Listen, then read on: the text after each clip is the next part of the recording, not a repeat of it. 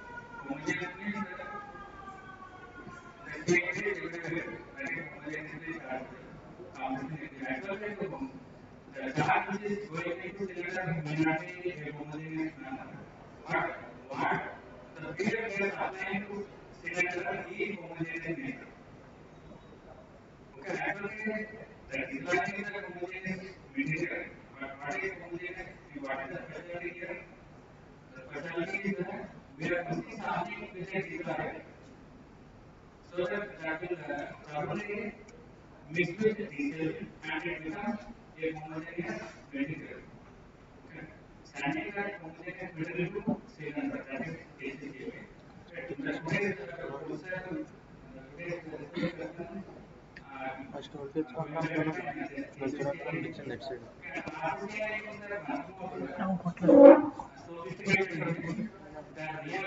Open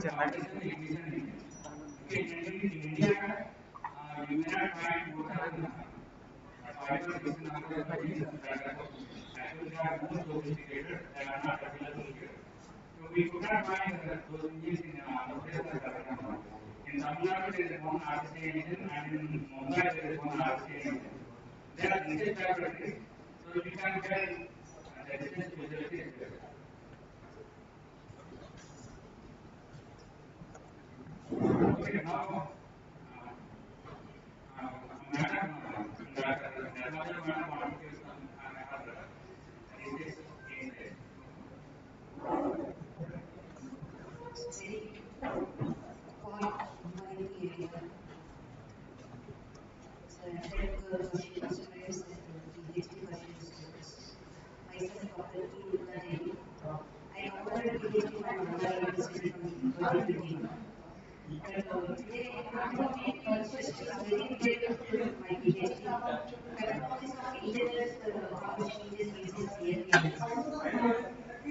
My awarded PhD title is Combustion Analysis and Experimental Investigation on SI engine blending with alcohol fuels. Variation of the ignition timings.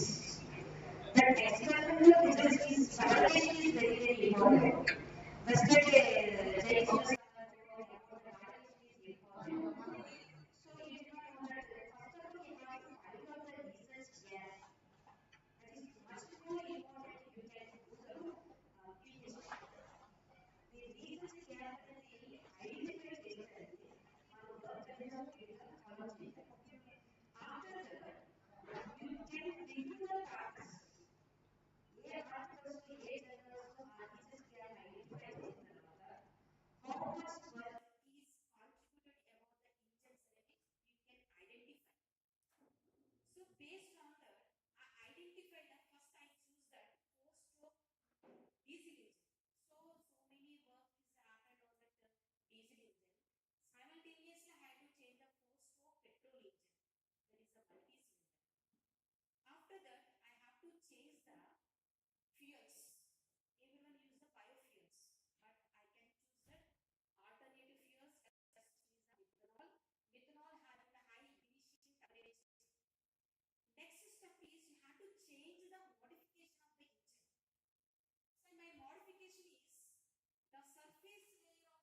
nozzle and cone head is layered with the copper material.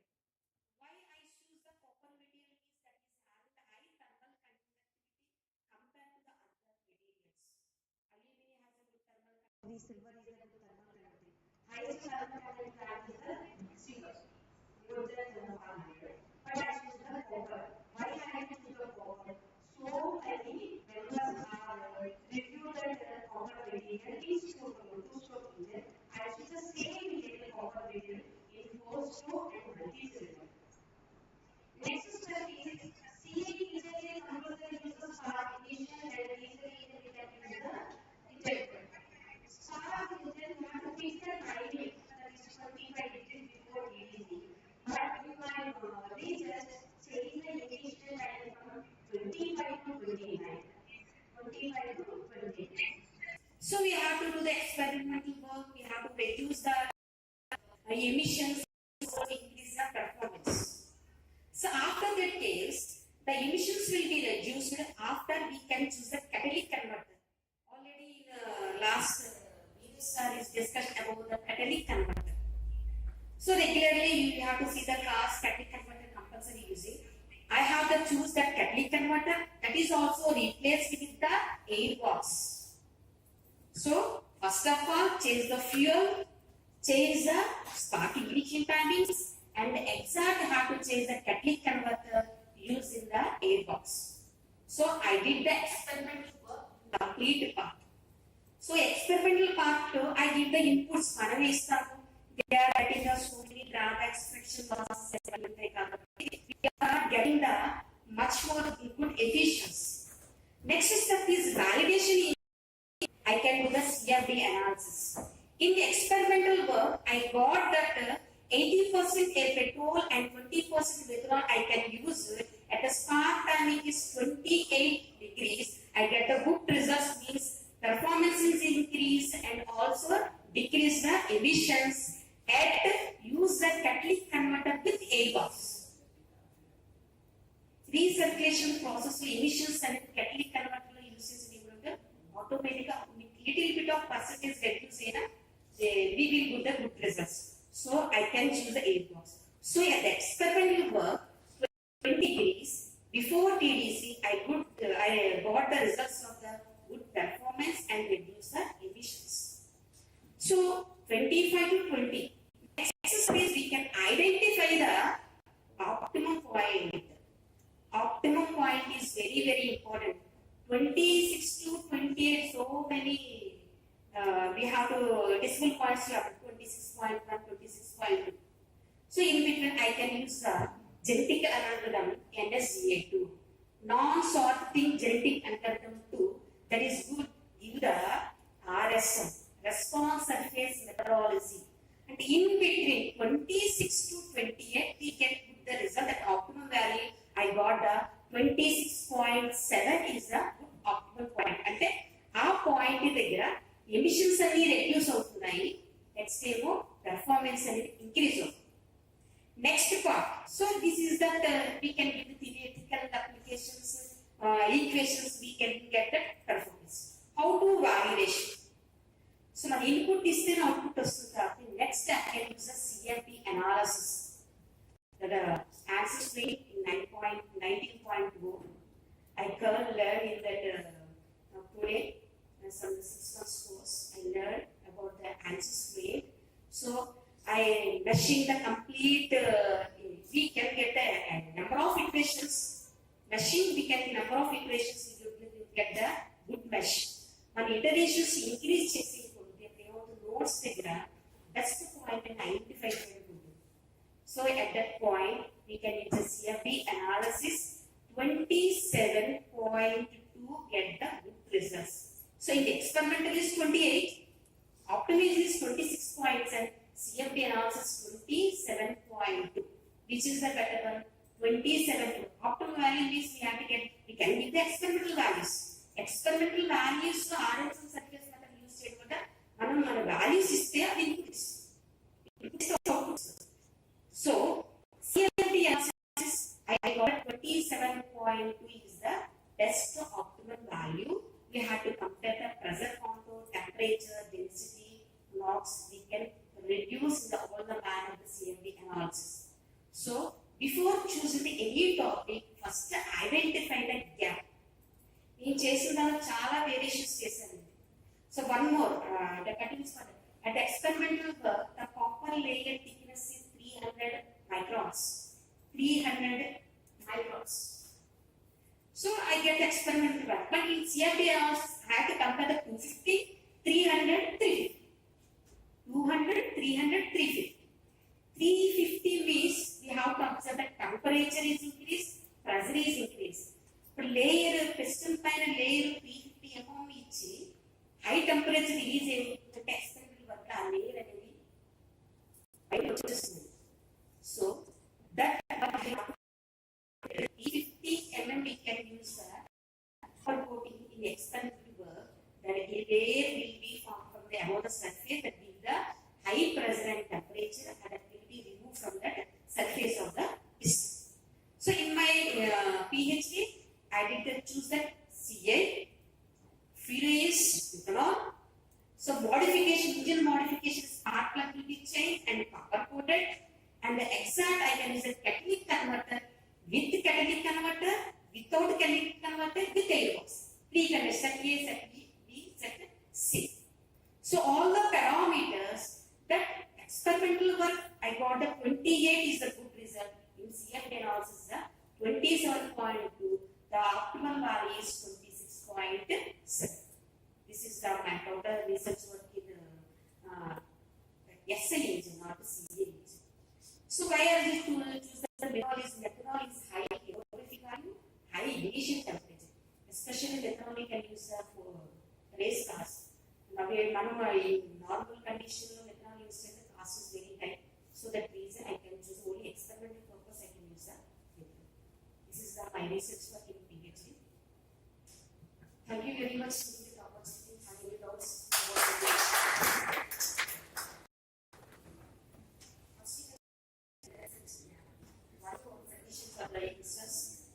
you feel you have to choose the topic and continue our work with gap not to look at it. Please close your guide. 6 months to 1 year to the gap. So regularly you have to contact with your guides and which advancement you have to find out in the journals. Every day nanomaterials, fluids, I use this microns, nano usage, so that you can completely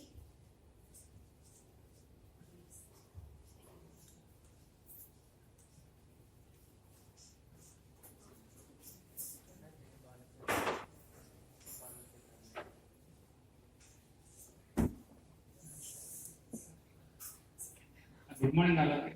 Welcome to the third day first session. Here we have our resource person, Dr. Karthikeya Sharma sir. He is from NIT. I am requesting Professor Narmadev Madam to introduce our research person. Thank you. good morning, respected attendees, faculty, FTP, and today's resource persons. Dr. T. Karthikeya Sharma garu. Good morning, sir. Presently, he is working at NIT Thane as assistant professor. He studied MTech from the JNTU.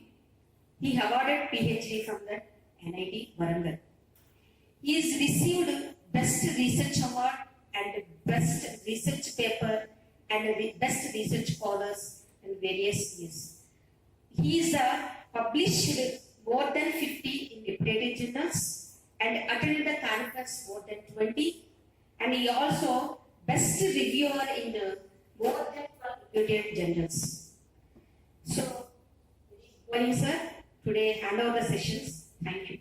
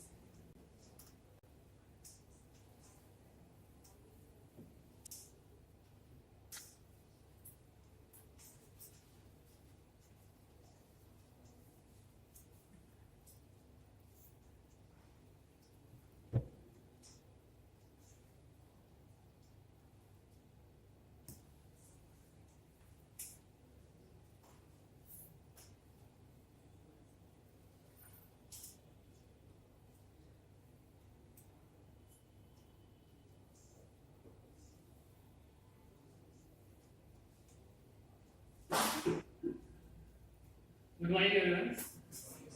Actually, sorry for the delay. So today we are going to discuss about combustion analysis of SEC engines using star series. Actually, we thought of installing the software in our systems and do a hands-on session, but because of the license issues, so it is not possible. So first, I'll explain about this SEC engine and what we are doing with it, and what type of analysis and simulation we can perform on SEC engines. Okay. Before going to that, what I would like to tell you is, so why we have to begin with this type of analysis, combustion analysis using CFD softwares like ANSYS or Star Series or something else it is. So during the early days of the invention of the IC engines, so the performance was very poor. The mileage or thermal efficiency or mechanical efficiency, whatever we did, so it was very less. So we started around with the 10% efficiency, thermal efficiency, and with various advancements in the research and technology and materials and all. So we reached around some 33%, 34% with respect to petrol engine and around 40% with respect to diesel engine. So researchers, because it is a major, I think it's a major prime mover for all automobiles, and without this transportation, so not the world will cease, right? So because of that, so every researchers started working on this particular IC engines to improve their efficiency. So they tried different type of things. So they increased the compression ratio, they changed the piston bore shapes, they changed the fuel type, they changed the spark. In case of SIs, the spark technology, they added electronics in order to better utilize the fuel. So they worked on each and every aspect, and I think you might have known heat rejection engines, turbocharged attached engines, right? So all the types of works the researchers worked on. Finally, we reached up to the stage that we finally reached, so as I said, category 34% with respect to the and only 40% with the diesel engines. Beyond that, we are unable to extend increase the efficiency by 1%. We tried all the geometrical parameters. We changed the, as I said, we changed the piston bore shapes, we changed the cylinder diameter, we changed the valve mechanism, and we even tried out different types of fuels and fuel combustion mechanism. All these things is right. But still we stuck in this percentage itself. We are unable to increase the efficiency by not even by 0.5% or 1%. So now what the researchers thought that okay, so till now we studied all the parameters related to the engine, related to working in geometrical parameters, but we are not studying related to what is really happening with respect to the combustion.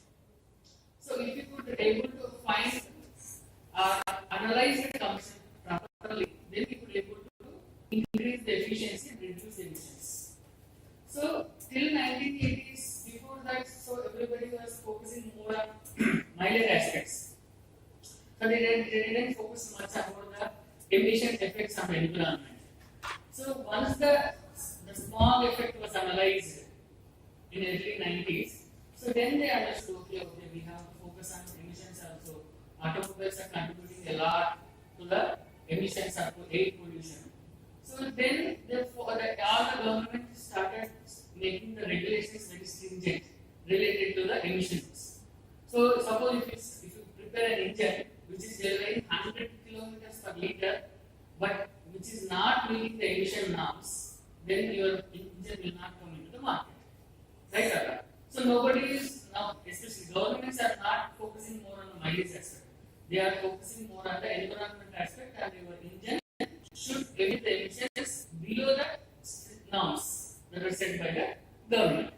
Or else whatever may be the mileage and whatever may be the performance, your engine will not be allowed to the market. Right, Arra? So now we have two challenges. One thing is efficiency aspect. If the efficiency of the engine is poor, if the mileage is in the normal terms, what we call it as mileage, because the customer look at the mileage only, right? Customer don't care about the pollution.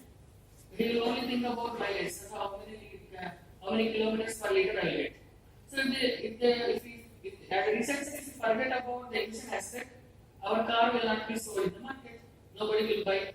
But if you forget about the emission aspect, our car itself or our engine itself will not be allowed to enter into the market by the government. So now we have two challenges which are supposed to be balanced hand in hand. One is the emission and efficiency aspect, and another one is the emission aspect.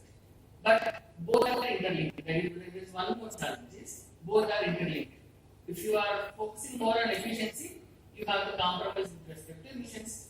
If you are focusing more on emissions, you have to compromise with respect to efficiency. There is a trade-off. Means one increases, means another decreases. So what we have to do is, as a researcher, we have to combine, we have to balance both of them, and we have to achieve maximum efficiency at the same time lowest possible emissions.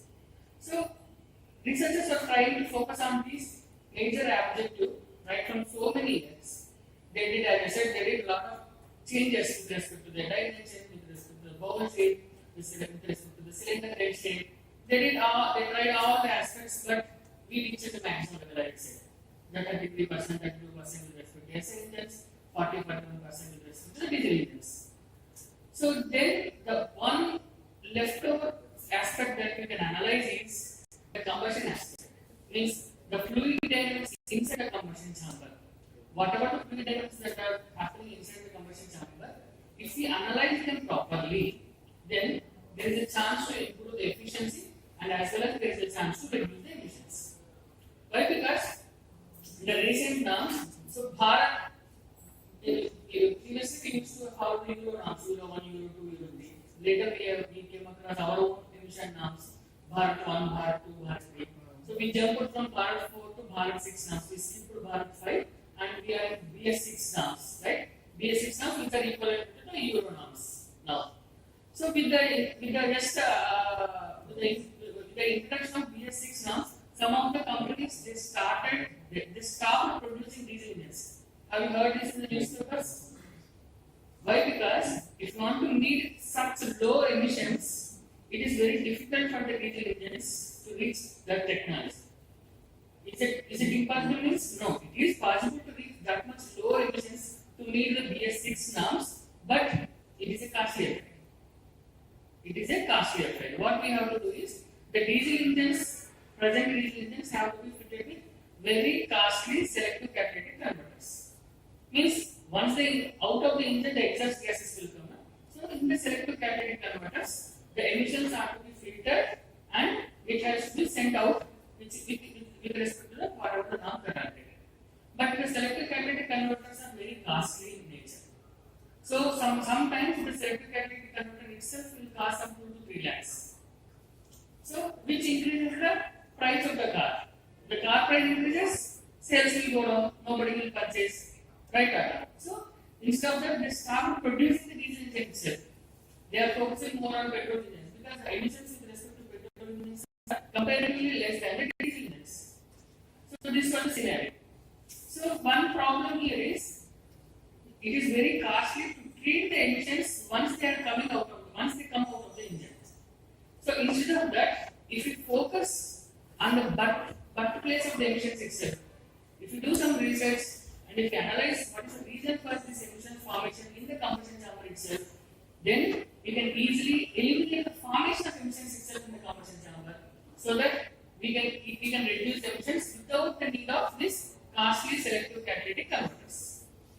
Right? So that is what majorly the analysis part is happening. So in order to do so, we have to analyze the fluid dynamics and combustion aspects that are happening inside the combustion chamber. So if we analyze what really happening inside the combustion chamber, then we will analyze what is the reason for this carbon monoxide emission formation, why the carbon dioxide emissions are forming, why the NOx. So if you control these things, which are the reason for this emission formation, we can easily stop them. So NOx emissions will not form from the engine itself, then there is no need to control them after the engine, right? So that the engine can be produced with clean or less number of emissions, less quantity of emissions, and we can even meet the required BS6 norms or Euro norms. So our engine can be sold into the market, government will allow. So for that, what we are doing is we are focusing more on the combustion aspects of the engine with respect to the combustion chamber.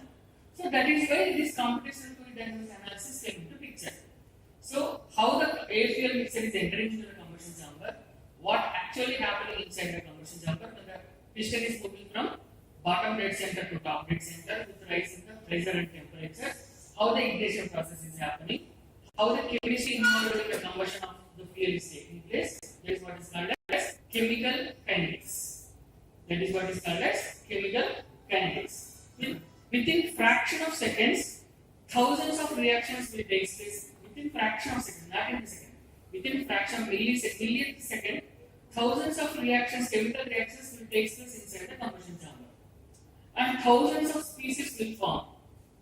So if we analyze these reactions and if we control the reactions, then we can eliminate the formation of carbon dioxide, carbon monoxide, or harmful NOx emissions. So that is what we are actually focusing on. So that is what is called as chemical kinetics. There is a company called as Reaction Design. There is a company called Reaction Design, so which is having most of the Nobel laureates in the world. A particular company, Reaction Design.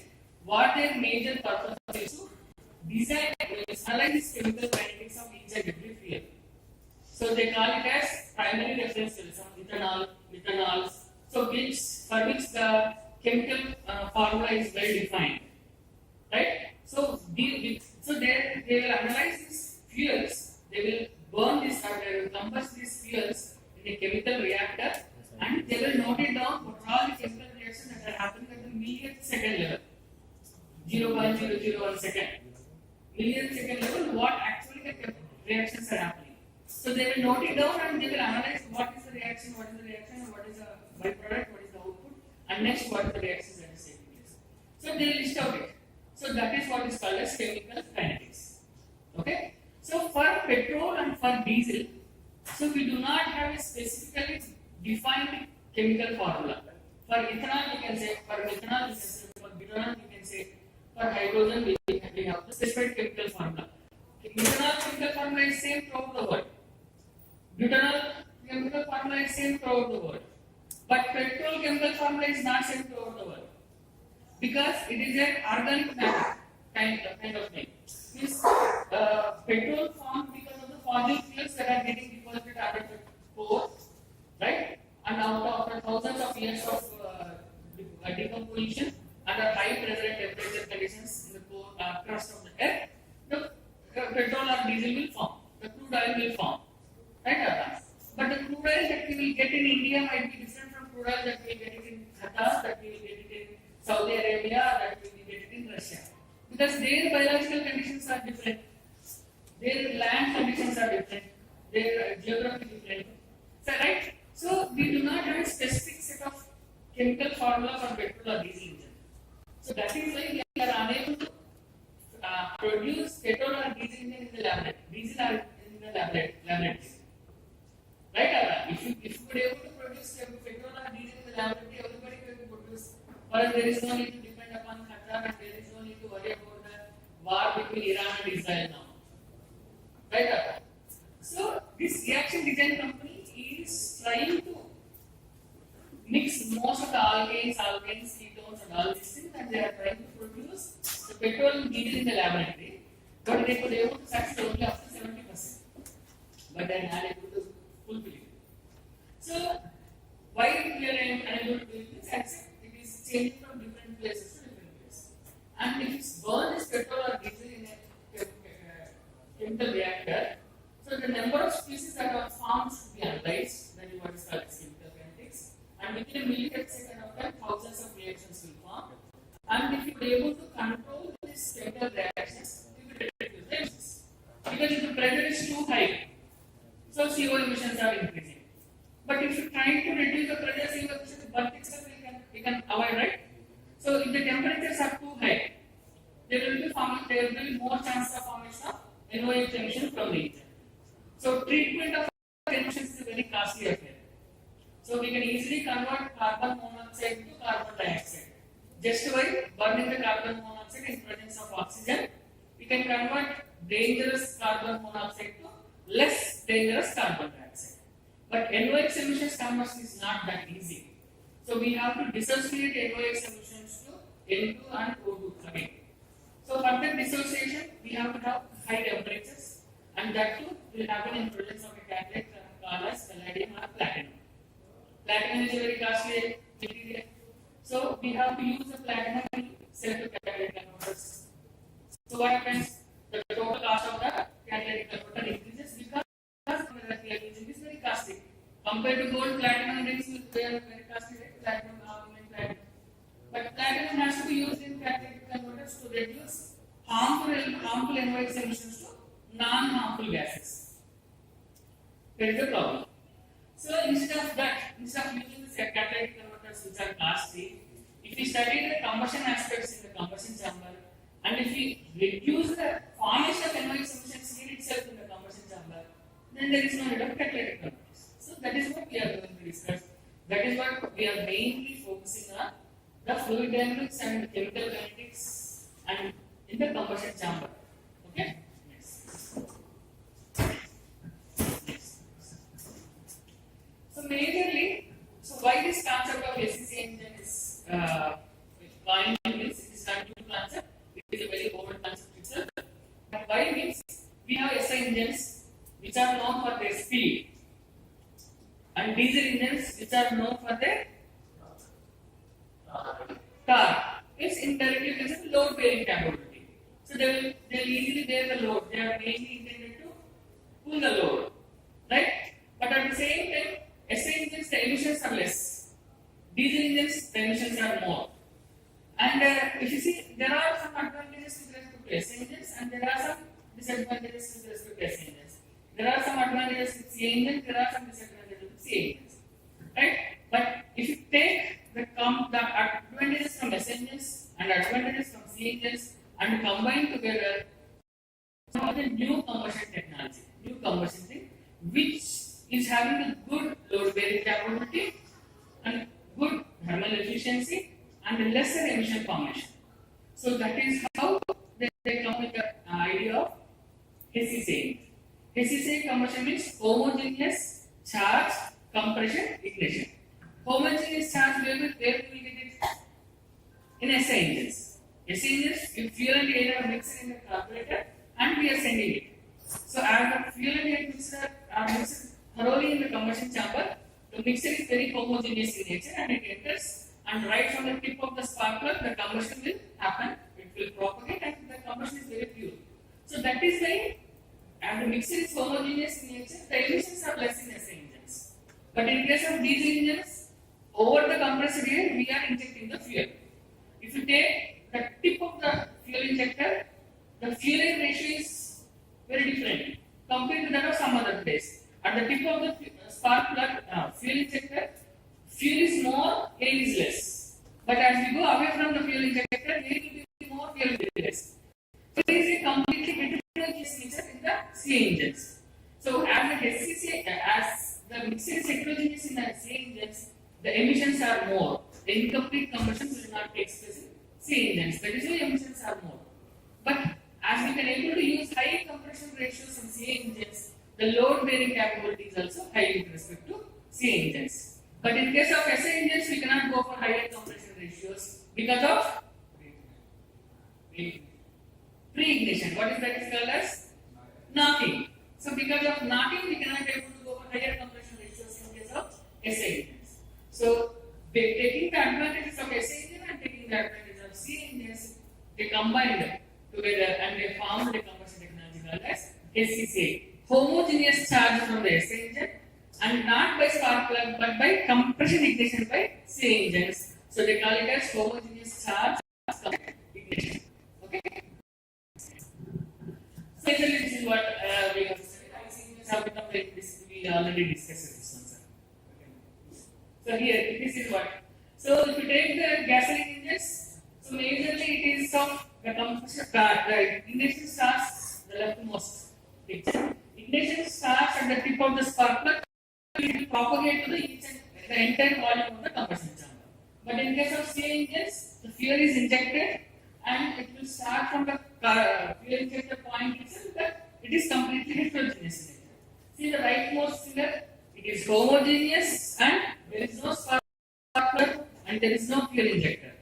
So fuel air are mixed in the carburetor and they are inducted into the combustion chamber. And the spark means the combustion will take place, ignition will take place by compression ignition. So first two stroke is similar to SI engine, next two strokes is similar to CA engine. So that is why it is called as homogeneous charge compression ignition. Here we can go a little higher compression ratios.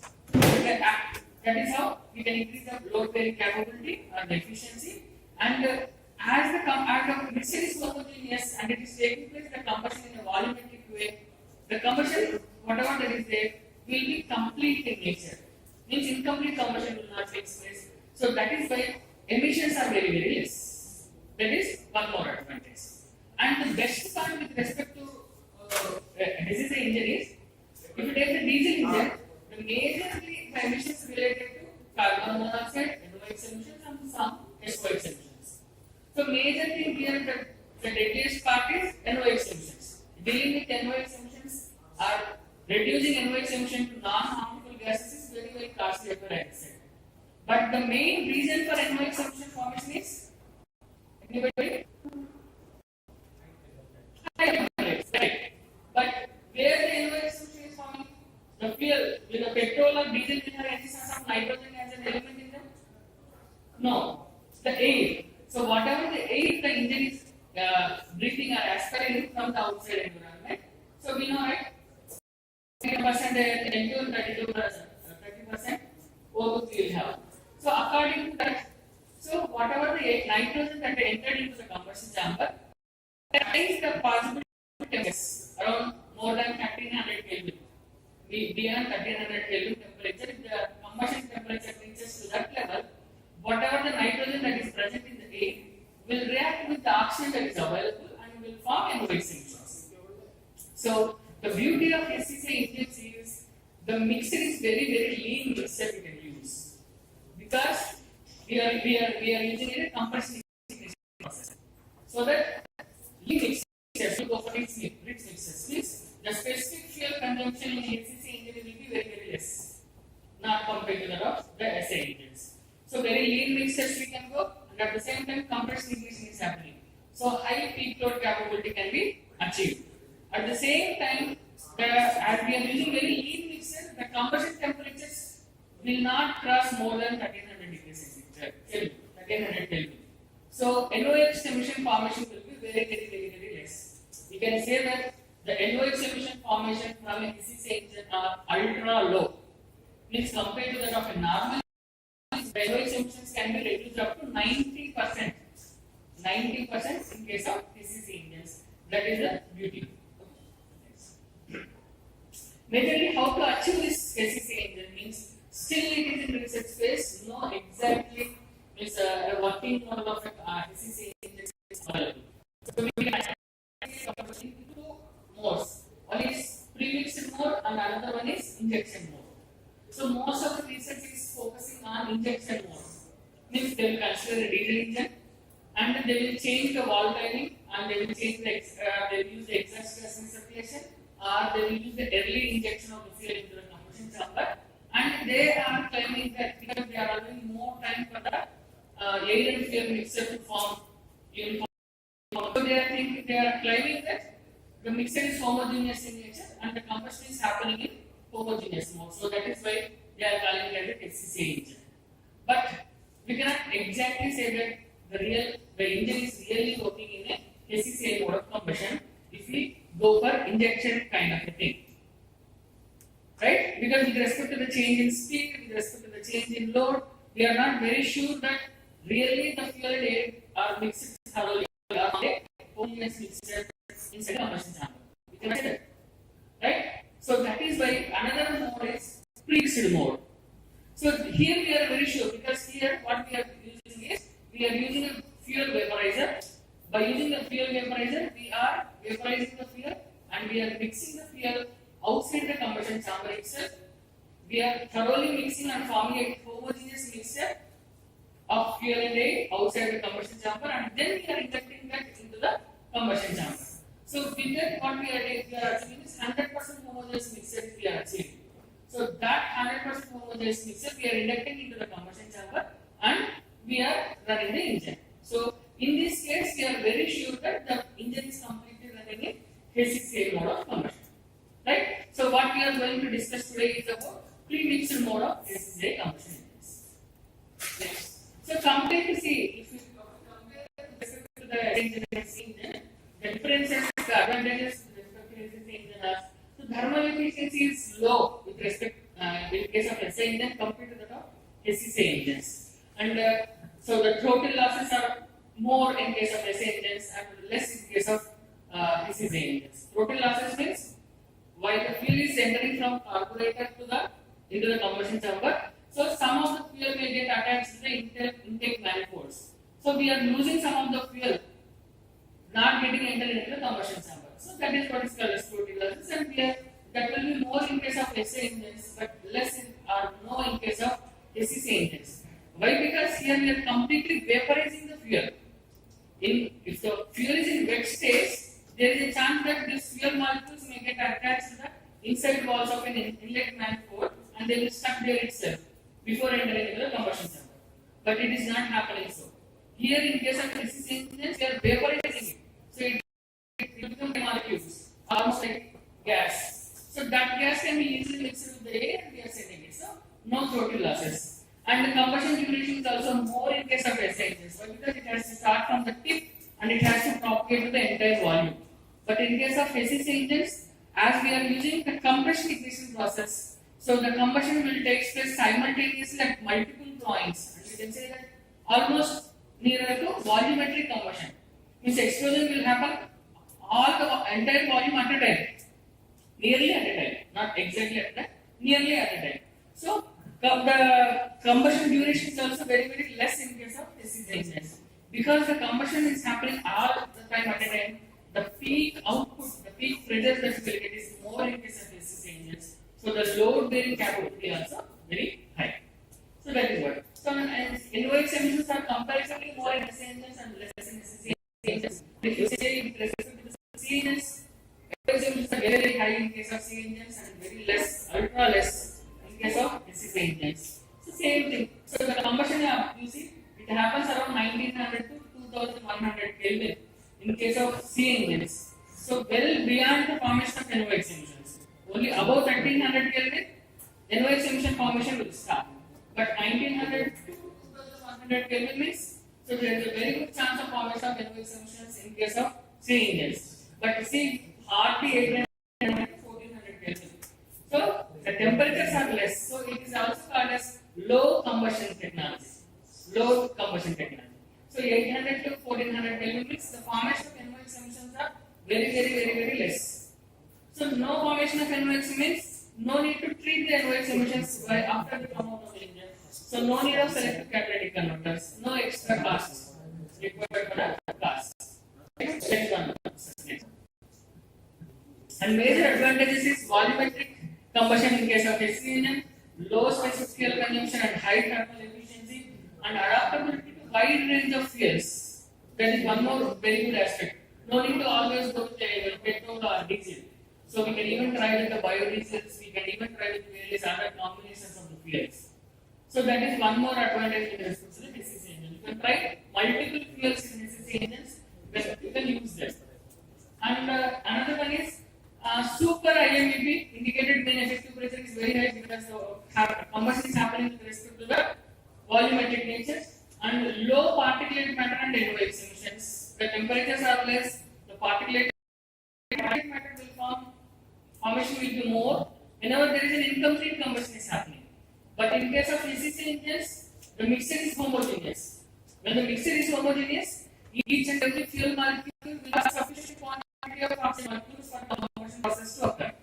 Right or not? If the oxygen is not available, then only incomplete combustion, then only emissions will form. If each and every fuel molecule is having sufficient number of oxygen molecules, then the combustion will be more effective. So then emission formation will be less. So that is less. So no particulate matter and no NOx emission, very less. You can say ultra less emissions will be there with respect to the SCC engine. But in our, so yes, we can say that these are the advantages, we can do this. But in order to achieve that, there are still some challenges. So what are those challenges? Means controlling the ignition timing over the range of speeds. So we do not have any control over the ignition. If you take the SI engine, we have a control when the ignition will start, because we are controlling when the spark plug will be initiate the spark. There we have better control over the ignition process. Means we can control the spark at what particular time the spark should be generated by the spark plug. That we can control. We have control there in SI engines. But in case of C engines also we have control, because at what time the fuel is to be injected. So after the fuel is injected with some ignition delay, the fuel will be ignited. There also we have better control. But in case of SCC engines, we do not have any better control, right? There is no spark plug at all, and there is no fuel injector at all. So we do not have at what particular crank angle the combustion is getting initiated.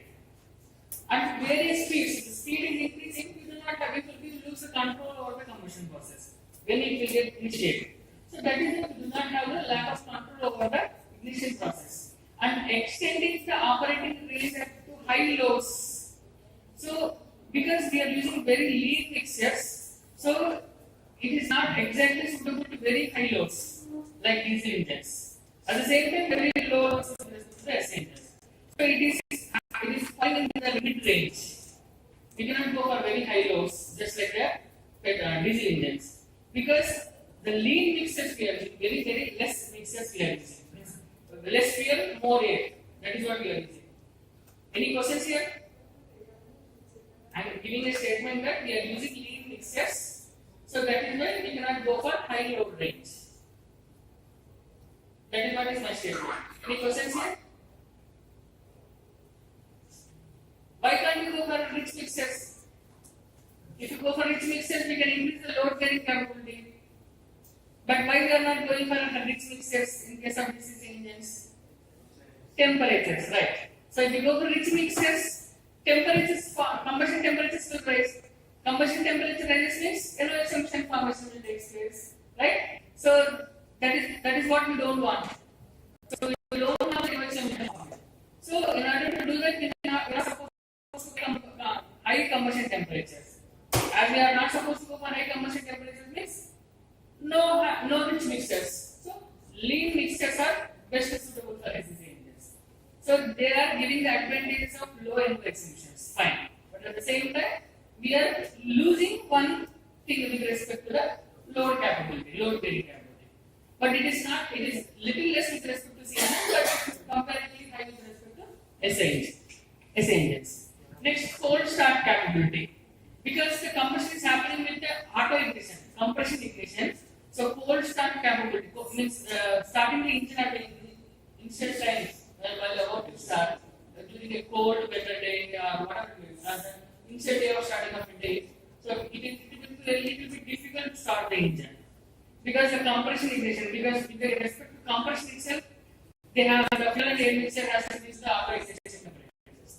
So there is a little difficulty with respect to the cold start capability. And hydrocarbon and carbon monoxide emissions are little bit high. Carbon monoxide emissions are high. Anybody reason? Particulate matter, NOx emissions are less. But carbon emissions and hydrocarbon emissions are little bit high in case of SEC engines compared to C engines and S engines. Yes, right, sir. Exactly right. So, in order to convert carbon monoxide to carbon dioxide, we have to burn the carbon monoxide in presence of oxygen that require little high temperatures. But as the combustion temperatures are low in SEC engines, the carbon monoxide is not getting converted to carbon dioxide. So it is itself is releasing in the form of carbon monoxide. But the best part is converting carbon monoxide to less harmful carbon dioxide very easy. Not that much costly affair. So we are not much bothered about this particular aspect. But still, by using the boost pressures or turbocharging, so we can even reduce the formation of carbon monoxide also. That is possible. That is possible. Sir, yes, sir. When the temperature is low, combustion temperature is low. Yes. What about cylinder pressure and forward? Yes, sir. Cylinder pressure will be good. Why? Because the combustion is happening volumetric in nature. So, if you take the SI engine, combustion starts at the tip and it will propagate. It is taking little more time. And in case of diesel engine, combustion is happening at multiple points in the combustion chamber, whichever reaches the ignition temperatures. And therefore, there is a problem of rich mixer and poor mixer in the same volume mixer. But here in case of SEC engine, the mixture is homogeneous, and whenever the piston reaches from the top, bottom right center to the top mixer, almost the entire mixture reaches the upper ignition temperature. So the combustion occurs almost volumetrically. It's just like a blast or bomb or something else. The combustion occurs instantaneously. The combustion duration is also very, very less. So because it is happening at very less duration and happening at a volumetric rate, the pressures, the peak pressures that you attain will be very, very high. Compared to that of SI engines and diesel engines, the peak pressures that we attain in case of SEC engines are very, very high. And there is a disadvantage with that. It is one way advantages that we are getting the power output with the high peak pressures, but at the same time, as we are attaining very, very high peak pressures, the engine life will be less. Engine life will go down because it has to be very robust in nature in order to withstand that much high peak pressures, or the parts will get easily damaged. The cylinder head, the piston will get easily damaged in not to sustain. The piston will get is less because of this high peak pressures. Next. Okay. So we have gone through a lot of literature. So this is not a new technology. So in 1979 itself, Olishi et al. They first coined this particular concept of homogeneous charge compression, and they did some sort of analysis. And they understood this, just like in case of SI engines, if you see, the flame will start at the tip of the spark plug and flame will propagate to the entire volume of the combustion chamber. in case of these engines at multiple points, the combustion will initiate. But if they observed in 1979 Onishi et al., there is no visible flame propagation. This flame is not getting propagated. Means you can clearly see that it's almost the combustion is happening volumetrically. Just like instantaneous combustion is happening throughout the volume of the combustion chamber. That is what they verified. And Haywood, you know Haywood, right? You might have studied Haywood textbook for your IC engines. He is a god of IC engines, you can say. Right? So Haywood, he also studied volumetric combustion and low temperatures with respect to IC engines and SEC engines, and ATAL particulate and soot formation is also one more reason in case of SEC engine, and low specific fuel consumption.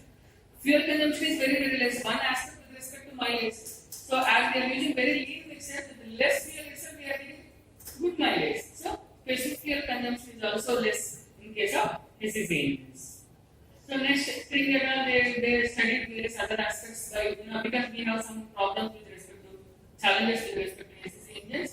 They studied varying the 5 ECR and T, the temperature, inlet temperature, A, and they studied the low specific consumption, low LX emission function. And Christensen and all, they conducted various operations with respect to the inlet air temperature and the change in the compression ratio. Means they thought to address some of the issues related to high carbon monoxide formation and aspects related to the cold start capability, and in order to achieve a better control over the auto ignition process and ignition process. They studied various parametric and geometrical modifications, and they studied different aspects of SEC. Next.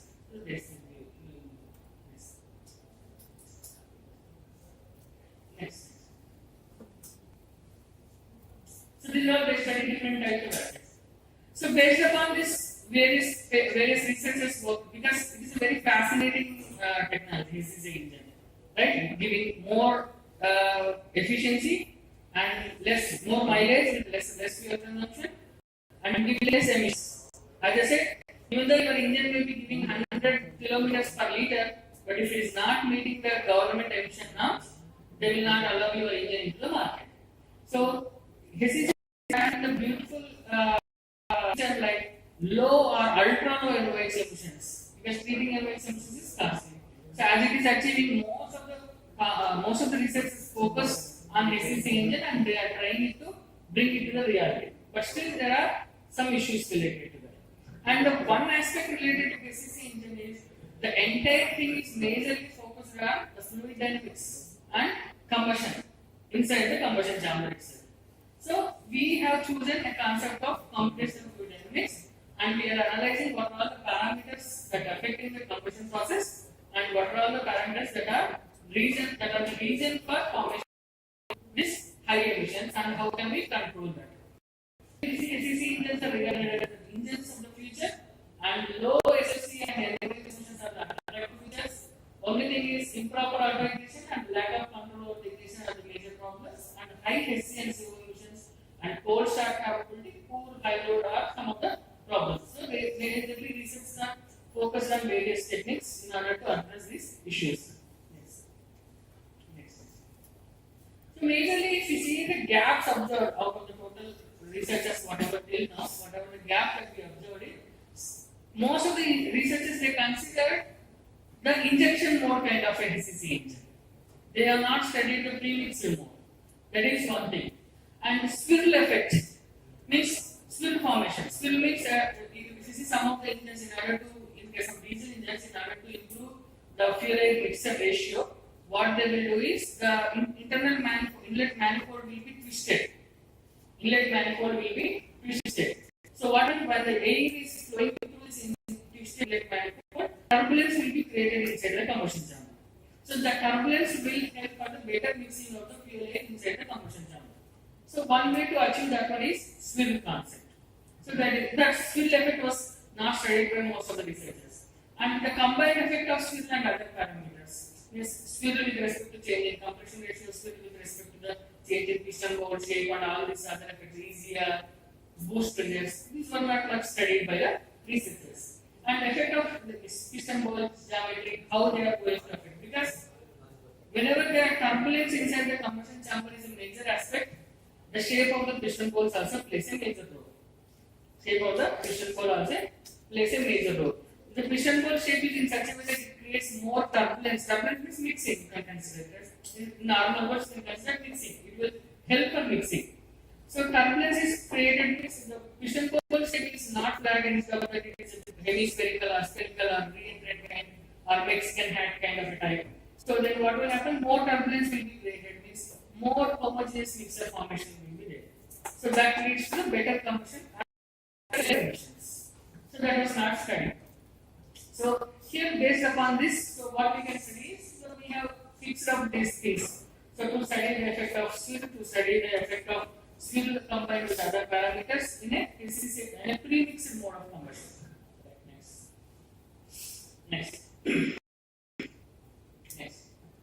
So here grey box modeling is one thing. Grey box modeling means we have software available. OpenFOAM is one kind of open source software that is available. So with this OpenFOAM software, you can exactly simulate the combustion process that is happening inside the compressor. Either it can be SI engine, or it can be C engine, or it can be PCC engine. You can do that. But one disadvantage with the grey box modeling is it is completely two-dimensional in nature. It is two-dimensional in nature. But for SEC engine, the combustion is happening is volumetrically in nature. As it is volumetric in nature means we have to add one more dimension, third dimension. Without third dimension, we cannot define a volume, right? So volumetric combustion is happening. A grey box modeling or two-dimensional analysis is not suitable for the SEC engine analysis. So that is why we have taken the CFD tool, that is what is called as star CD AICTE model. Star CD means this particular CFD tool is exclusively designed for analyzing IC engines. And most of the companies that you see, the IC engine manufacturers and other people, so they will use this software, this CFD tool only, Star CD AICTE expert model. So they will analyze this one, based upon that only they are designing and they are working on very new kind of engines. Next. So this is the grey box modeling. The grey box modeling, we were able to achieve in different cylinder pressures, cylinder temperatures, and different proportions. But what we understood is this grey box modeling is not sufficient. Two-dimensional analysis is not sufficient. So we have to go for three-dimensional analysis. Correct. Grey box is a package or a software? So OpenFOAM is a CFD tool. So where in which you have to write your code. So related to the combustion aspects and all, whatever. So at this pressure, you start the combustion. At this temperature, you start the combustion. And you have to give the chemical kinetics as an input. So then you can analyze. But it cannot analytic nature. The combustion aspect means OpenFOAM is not exclusively done for IC engines. It is a kind of physics kind of software. So you can analyze heat transfer, you can analyze FE analysis, you can do FEM analysis, and you can do other aspects also by using OpenFOAM. OpenFOAM is also a CFD tool, not exclusive for IC engines. So you can do many analysis, just like COMSOL. COMSOL is coming out of CFD tool, which is more related to various other aspects. So, magnetism, radiation, heat transfer, heat exchangers, almost most of the physics kind of problems can be solved by using COMSOL. Similar to COMSOL, it is an open source form. COMSOL means you have to purchase. Star CD means you have to purchase. But OpenFOAM is just like Linux and all. It is a free, wherein which you can do any sort of CFD related analysis, but it is not fully developed with respect to the combustion analysis. So that we tried with OpenFOAM, but as it is not suitable for this kind of analysis, we discarded that and then we have used the star CD model exclusively done for this type of analysis. Okay, so that is why it is called grey box model. Grey box model. Okay, grey box model means white screen will be there where you have to write your code and you have to do the analysis. So it will be very easy. A small analysis kind of thing you can do it. And it is a free kind of software. You can even contribute. Suppose if you write your own code, you can even contribute just like how the Linux get developed. If you see Microsoft is a big office, have the headquarters where thousands of people are working on. I think you have seen on social media the Linux office, single room, simple single room of 2 computers. That is the one is working. That is the Linux office because it is an open source software. So anybody contribute their code to the Linux and it will be activated. So open source is also one kind of CFD tool only, but not having that much commercial capability to deal with that type of combustion. But if somebody contributes their code with respect to this, so it will also attain that particular capability. So major thing here it is, if you pour the fuel in an engine and if you start the engine, the fuel itself will get combusted in a spark plug or diesel or fuel injector. Spark will initiate that particular angle, combustion will take place physically and some power output will come and we will get some emissions. But if you want to simulate the entire mechanism in a computer, how it will know? When it will start the combustion? Computer doesn't know what actually is a combustion. Right or wrong? And it doesn't know when to start the combustion. And what should be the output products? It doesn't know. Right or wrong? So that is why kinetics, whatever I am saying, that will be a major role. Chemical kinetics means just they will take the fuel, the researchers, and they will open a reactor, and they will analyze the reactions that are happening, and they will note it down. Each and every reaction that is happening at a millionth second of the time. So these reactions will be divided into 2 types: transport equation and thermal equations. This transport equation and thermal equations files we have to give as an input to the computer. So based upon the transport and thermal equations, if this much pressure and this much temperature, if the oxidation of this fuel is happening, these are the reactions. Like that, it will go through all the reactions and it will give the outputs. And at this temperature and at this pressure, this fuel will start combustion and ignition will be initiated. So all these instructions related to the combustion process and what are the emissions and what are the outputs of the things will be noted with respect to these 2 things that I said, transport equations and thermal equations. These are we commonly call it as the chemical kinetics. Because computer doesn't know. You are saying that it is an IC engine, we are pouring this in, consider as an input and start the engine. How it will know when it can start the combustion? How it will know what are the outputs of the combustion without we are saying? So chemical kinetics plays a major role. So in star CD, the chemical kinetics are already built for some of the fuels. So we can simply select the fuel and once we start the initial combustion process, so the chemical kinetics of that particular fuel will be taken automatically by the solver and it will solve the equations. That is how it happens. To some of the companies, so we have the ACT. Means all these companies, as I said, Reaction Region is the world's only company that will work on this type of chemical kinetics. And for other fuels, for other fuels, if you want to have chemical kinetics, there is one particular website called as Physical Sciences Directorate. Physical Sciences Directorate is one company where you will get chemical kinetics related to most of the fuels. For hydrogen or any other, they are conducting listing of all the chemical kinetics. So you can take the chemical kinetics files from that website and you have to give input to the star city there. You can even analyze different types of fuels also. Okay? Yes, right. So as I said, so gray box model has failed to analyze the SCCA. We have chosen a star city SCCA model and we started the analysis. So here different even in this star CDS model, there are different types of methodologies are there. GE equations is there, dark AF is there, ECFM, extended coherent flame model. ECFM means extended coherent. ECFM 3G model. Each model is having its own set of capabilities to simulate the engines. So dark GE equation model is majorly for premixed SI engines and C engines. Dark model is only suitable for combustion engines, and ECFM is non-homogeneous SI engines. But if you see the ECFM 3G model, it is capable of simulating premixed and non-premixed SI and C engines. So this is more suitable for our problem. So we have considered extended coherent flame model of 3 zones. 3J means 3 zones. this model for our analysis. What we are doing is we are considering pre-mixed SCCA combustion by using, we are doing the simulation by using the ECFM3C model. Okay, so next. So here you can see ECFM3C model. You will see the three zones. First is fuel zone, second zone is A plus fuel zone is the mixing model zone.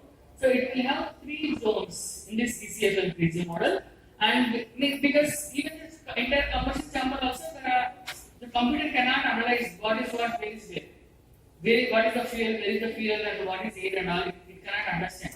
So by having the combustion chamber into three zones, air zone, fuel zone, and the mixing zone, so we are completely making the system to understand which is where and where the combustion has to take place like that. Means the fuel and air mixture zone we have to define it. Multi-zone models are also available. So where the entire combustion chamber is divided into multiple small zones and analyzed. But that multi-zone models will require huge computing capabilities. Means each and every iteration will take a lot of time and space. So even for the three-zone model itself, it took us around some 27 hours for each iteration. That one a small normal computer, that one a high performance computing laboratory we have used. In that high performance computing laboratory, having some 64 core processors and all. So it has taken us some 27 hours for each iteration. Means one particular kind of analysis. And each output file size is around some 4.7 GB. 4.7. Like that, we analyze some around 600 cases, 600 iterations. Means that many hours of time and that much amount of data has to be stored. And from that again we have to, the whole output data again we have to convert it into useful form of a readable form, and we have to extract the analysis output. So if that is only for three zones, if you go for multi-zone model, means if you divide the entire combustion chamber into multiple zones, then the time and output also will be very high. So it may take some weeks together to get the single iteration, and some TPs of data output will be there. And here we are analyzing some 42 output parameters, and by dividing the combustion crank angle of around some 120 degrees to some 4,000 small intervals, some 4,300 small increments. Yes? For every 0.02 crank angle degree we are measuring. We are taking all. Next to 0.02 crank angle decrease change, we are collecting all the 42 output parameters like indicated mean effective pressure, thermal efficiency, mechanical efficiency, carbon monoxide emissions, NOx emissions, all output like 42 parameters are taking. So we are not studying the entire cycle of the combustion chamber. Not all the four strokes we are not studying. We are only studying some 20 to 25 crank angle decrease before induction, and after the combustion some 10-15 degrees. So only around some 120 degrees crank angle only we are studying. Only further study itself is taking this much amount of time and memory. Right? Next. So first we have to view the model setup for the star CD. What we have to do. So what is what? We have to analyze it. So first we have to give the total engine parameters like displacement, what is the displacement volume, what is bore, what is the stroke length, connecting guard, what is the compression ratio that we are taking, fuel we are using is end-dodecane. As I said, end-dodecane we are not using, we are not directly using either petrol or diesel. Why? Because we don't have the chemical kinetics related to petrol or diesel. Because we don't know the exact formula of petrol or diesel. Still we are saying, if we could able to understand the exact formula of petrol and diesel, we would have done it in the laboratory. So no need to depend on we prepare our own lab made petrol or diesel and we will get a liter 10 rupees petrol or diesel. But as we don't know and we do not have the exact chemical kinetics, so we are using a primary reference fuel, means whose properties are very close to diesel. Very close to diesel. That is, primary reference fuels means those chemical kinetics are well recorded and whose chemical formula is well defined. Those are called as primary reference fuels. So N-dodecane is one such primary reference fuel whose properties are almost closer to diesel engine. So that is what diesel fuel. So that is what we are using it as a fuel. And then engine speed is 1000 rpm, and we can vary an equivalence ratio, inlet temperatures, insulator pressure, easier. These are all the parameters that initially we are giving it to the CFD tool. Right? Next. Here what we have to do is first have to design the piston bowl shape. So we can go for flat piston bowl shape also. But as I said, in order to increase the turbulence inside the combustion chamber, it is better to have a different piston bowl shape rather than a flat piston bowl shape. Here we are using re-entrant kind of piston bowl shape. Here you can see that line, that red line. That is the shape of means sectional view of a piston shape. Just sweep it 360 degrees, you will get the exact piston bowl shape. Students, we are on mechanical. If you sweep that one to 360 degrees, so you will get the piston bowl shape. That is a re-entrant kind of piston bowl shape. So what we are doing is first we are taking the piston bowl and we are creating the piston bowl shape, and here you can see certain point. So here you can see that green line to the bottom line. Green one is when the piston is at the top dead center, and bottom red line is when the piston is at the bottom dead center. That is top dead center to bottom dead center. So there is no need for here is a sector model analysis because the piston bowl shape is symmetric in nature. There is no need for us to completely analyze the entire piston volume. So we can have a small sector portion of it and we can analyze it. Why we are doing it means to reduce the computational time and space requirement, to reduce them. We can analyze the full bowl also. We can analyze the full bowl. It's just a take pizza. So cut it into pieces. So if the properly distribute all the toppings on the pizza are same, if you take one sector and replicates with 360 degrees, that will replicate the entire pizza, right? So here also, as the piston bowl is completely symmetric in nature, what we are taking is some sector, one sector, 1/8 of the bowl shape we are considering, and we are analyzing that one. Time and space requirements will be less. Here you can get it over whether we will get the full results or 1/8 results. No, but the results will be compared to the full results, full bowl shape. Means it will extrapolate to the full bowl shape, and it will final result will be related to the full bowl results. Okay, so we are sweeping that to 1/8 degrees. So this is the sector. Here you can see the green piston. So this is the total volume of the piston in the combustion chamber, and this sector only we are considering and we are analyzing that. Okay, next. So what are the various processes involved? So first, model geometry preparation. We have prepared the model geometry by using the line, means the profile of the piston bowl shape. We have created a sector and we have swept it into 1/8 of the portion, and we have created the entire volume. Next, meshing. So we have to mesh that. We have to divide it into small elements. Why we have to do that? To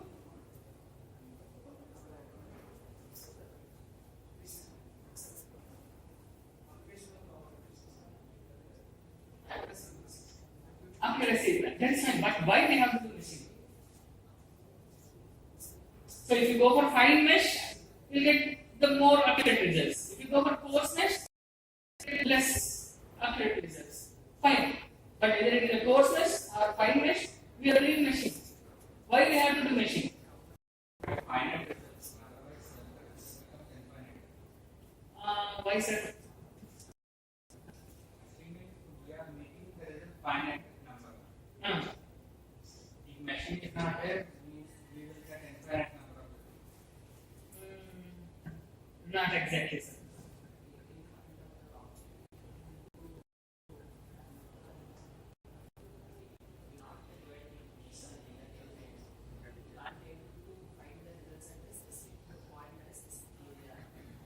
Okay, consider the total ball as a single mesh. This end to that end.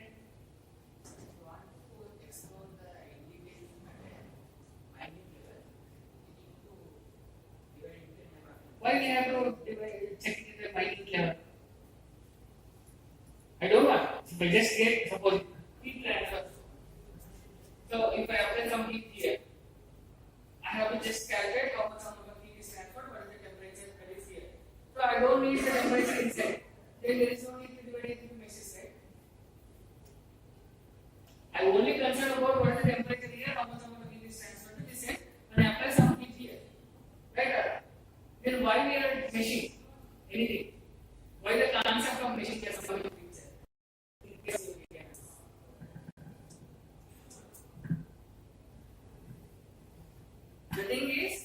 So whatever it may be, so it comes with our old ancestor Newton. It starts with Newton, right? So during his age, so he studied all the mathematics that they are available, but for his next analysis kind of a thing, so whatever the mathematics that was there available is not sufficient.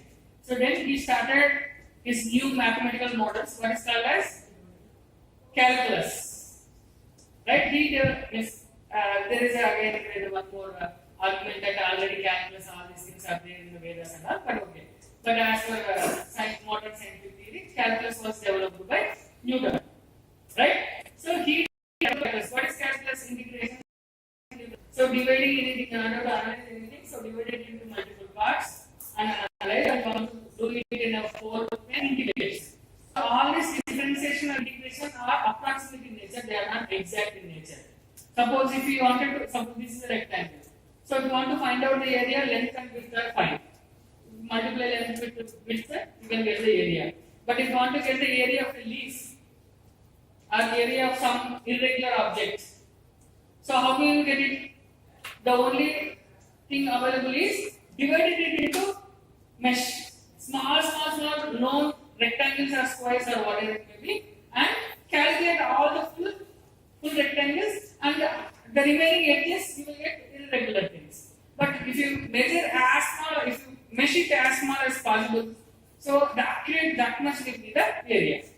Right? So here also in whatever we do the analysis, so here the piston hole shape is different. It is not rectangular one or square one or circular one.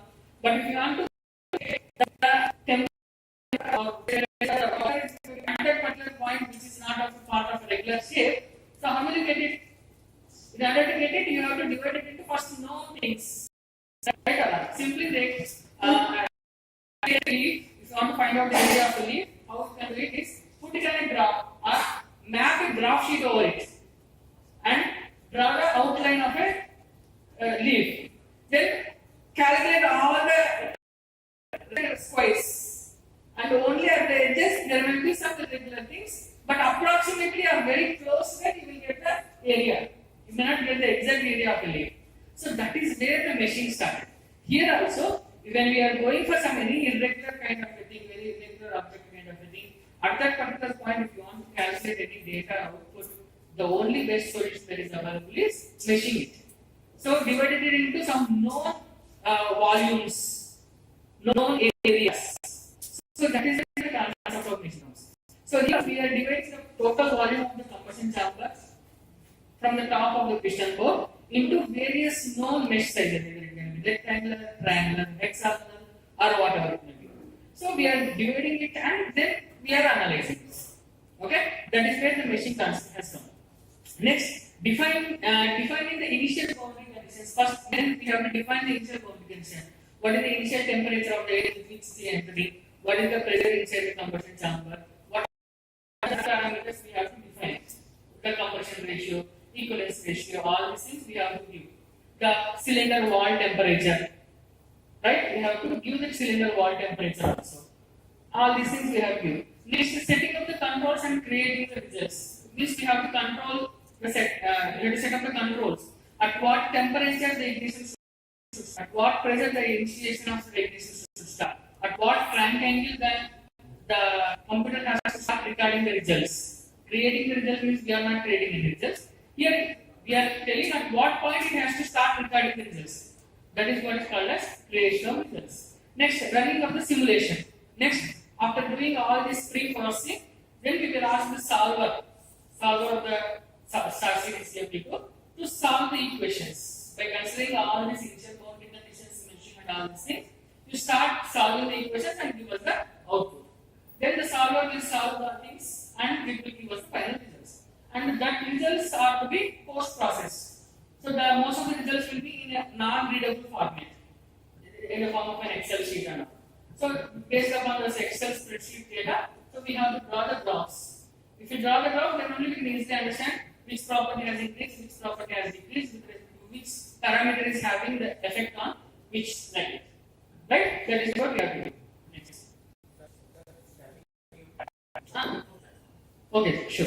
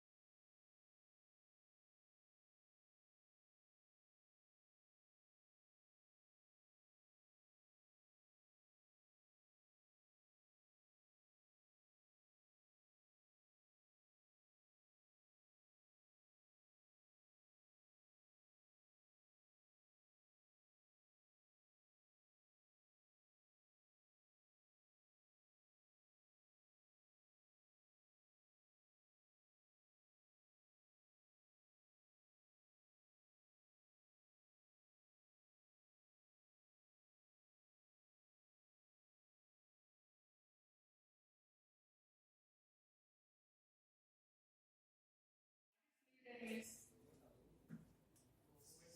movement of fluids, any fluids, and how they are changing with respect to the properties are getting changed whenever there is a motion and all, right? So nature is having so many physical processes, right? But once we started understanding the nature, once we started observing the nature, measuring the mathematicians, researchers, they started generating mathematical equations for each and every processes that are occurring in nature. Suppose just I wave my hand like this. So because of that, what's happening? Whatever the air particles that are here and they are getting moved, they are moving. So because of that, what is happening? The pressure at this region is getting increased because I'm moving the hand and the air particles here they are colliding with each other and the pressure rise is taking place before my hand. At the back side of my hand, pressure reduction is taking place and the air from the other regions is entering into this region. So even for that simple motion also, so you can write a mathematical equation and you can calculate where the pressure is increasing, where the temperature is increasing, what is happening to the volume, what is happening to the velocity and all these things. So each and every natural process that are occurring in nature, our mathematicians are trying to develop a mathematical equation. Researchers are writing and developing mathematicians, and based upon that equations we are analyzing physical process.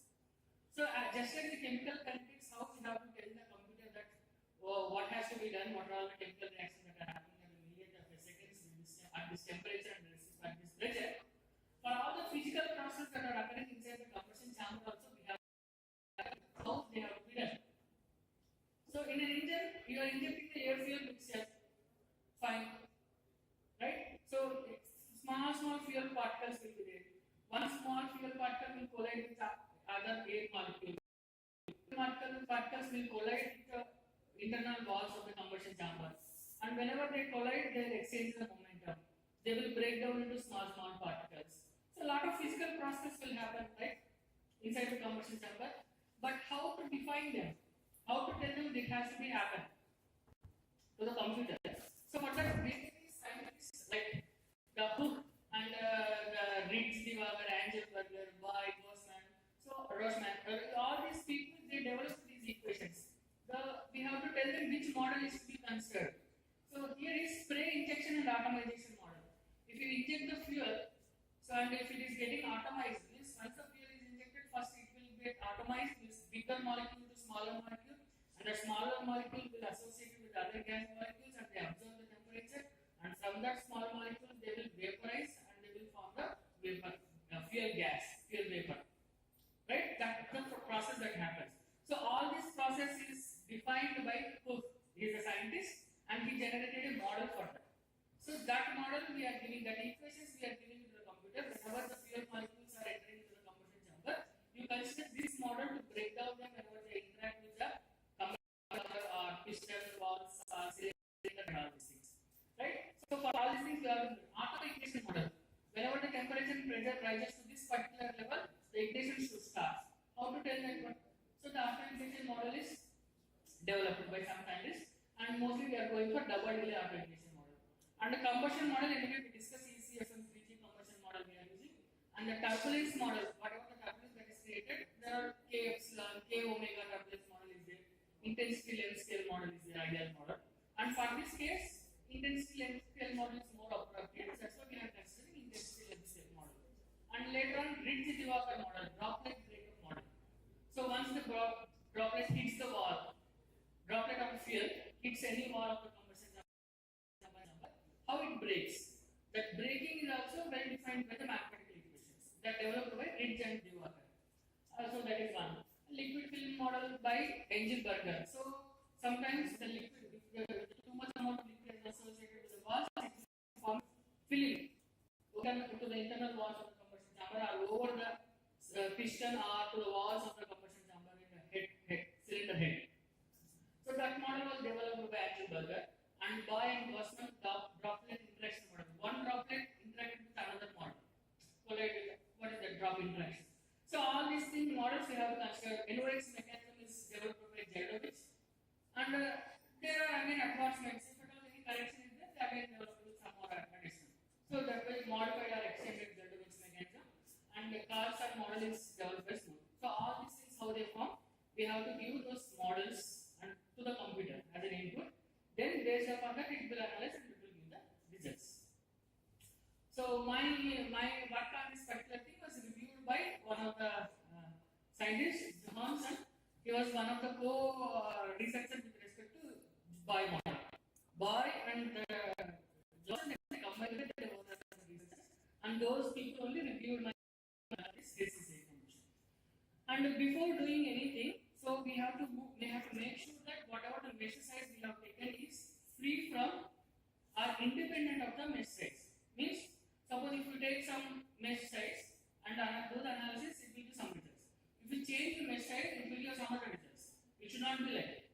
Irrespective of the mesh size that you are taking, so the result is almost same. So for that, what we have to do? For any CFD analysis, this is a procedure. First, we have to do the grid independent analysis. So we have to make sure that we have to choose an optimum mesh size. And beyond that, even if we increase the mesh size, there should not be much change in the results. Very small, negligible change in the output results. So we have to do the grid independent analysis. We did the grid independent analysis. With respect to one particular parameter, that is presence and number of cells. So we achieved 1,28,120 cells for that particular small volume. Means we divided that into that much number of cells. So even though if we increase the cell size, so there won't be any effect on that particular thing. So that is what is grid independent analysis. And for that we have used the high performance computing laboratory with the 64 nodes and 24 GB memory and 40 GB hard disk capacity. That is what the computer we have used for our analysis. Next. And next one we have to do the validation. So whatever the model we have considered, whatever the input boundary conditions we have given, are they giving the appropriate results or not? So for that, what we have to do is we have already whichever the experimental results are already published. That results, the same thing we have to simulate it in the computer with our models, and we have to get the results and we have to compare the results. Whether our model is also exactly replicating with the experimental model or not. Means we are making sure that whatever the things that we are considered are giving the exact results are true. So for that we have to do the validation. So for that validation purpose, we have taken a Ganesh et al. Paper and we validated our results with respect to their experimental results. Our numerical results with respect to their experimental results. Next. So almost our results are in agreement with means our whatever the model we have considered, they are in agreement with the experimental results. Next. So we have to do the error analysis. Means your numerical results, whatever the results, and their experimental results, what is the error between them? So without doing that, we cannot proceed further analysis. So the error should be as less as possible, within 3 to 5%. Strictly speaking, less than 3% should be there. So your numerical results should be as close as possible with respect to the experimental results. The experimental results should not be more than 3 to 5%. If they are within the 3 to 5%, that is the very best. Then you can say that whatever the simulation that you are going to consider, whatever the models that you have considered, till now which we discussed, they are giving the accurate results. That is what we can say. So here we studied. So we got the error as around 4.5% with respect to pressure, 3.01% with respect to NO exhibitions, and 4.88% with respect to SC, and 5.1% with respect to CO emissions. Little above 5% bigger only with respect to CO emissions. So most of our numerical models that we consider are in well agreement with the experimental results. That is what is proven. So first we have to do the model creation, machine, and then giving the input initial boundary conditions, and we have to do the controls and all these things. Then we have to start the analysis. And once we start looking at all the models that are considered, then we have to analyze our results with respect to already published experimental results, that is validation. In that validation itself, before that we have to do the grid independent analysis. Later we have to do the validation. Next, error analysis. This is sequence for any kind of CFD analysis. You have to do all these things. Without that, you cannot say that my results are true. So this has to be done completely. Next.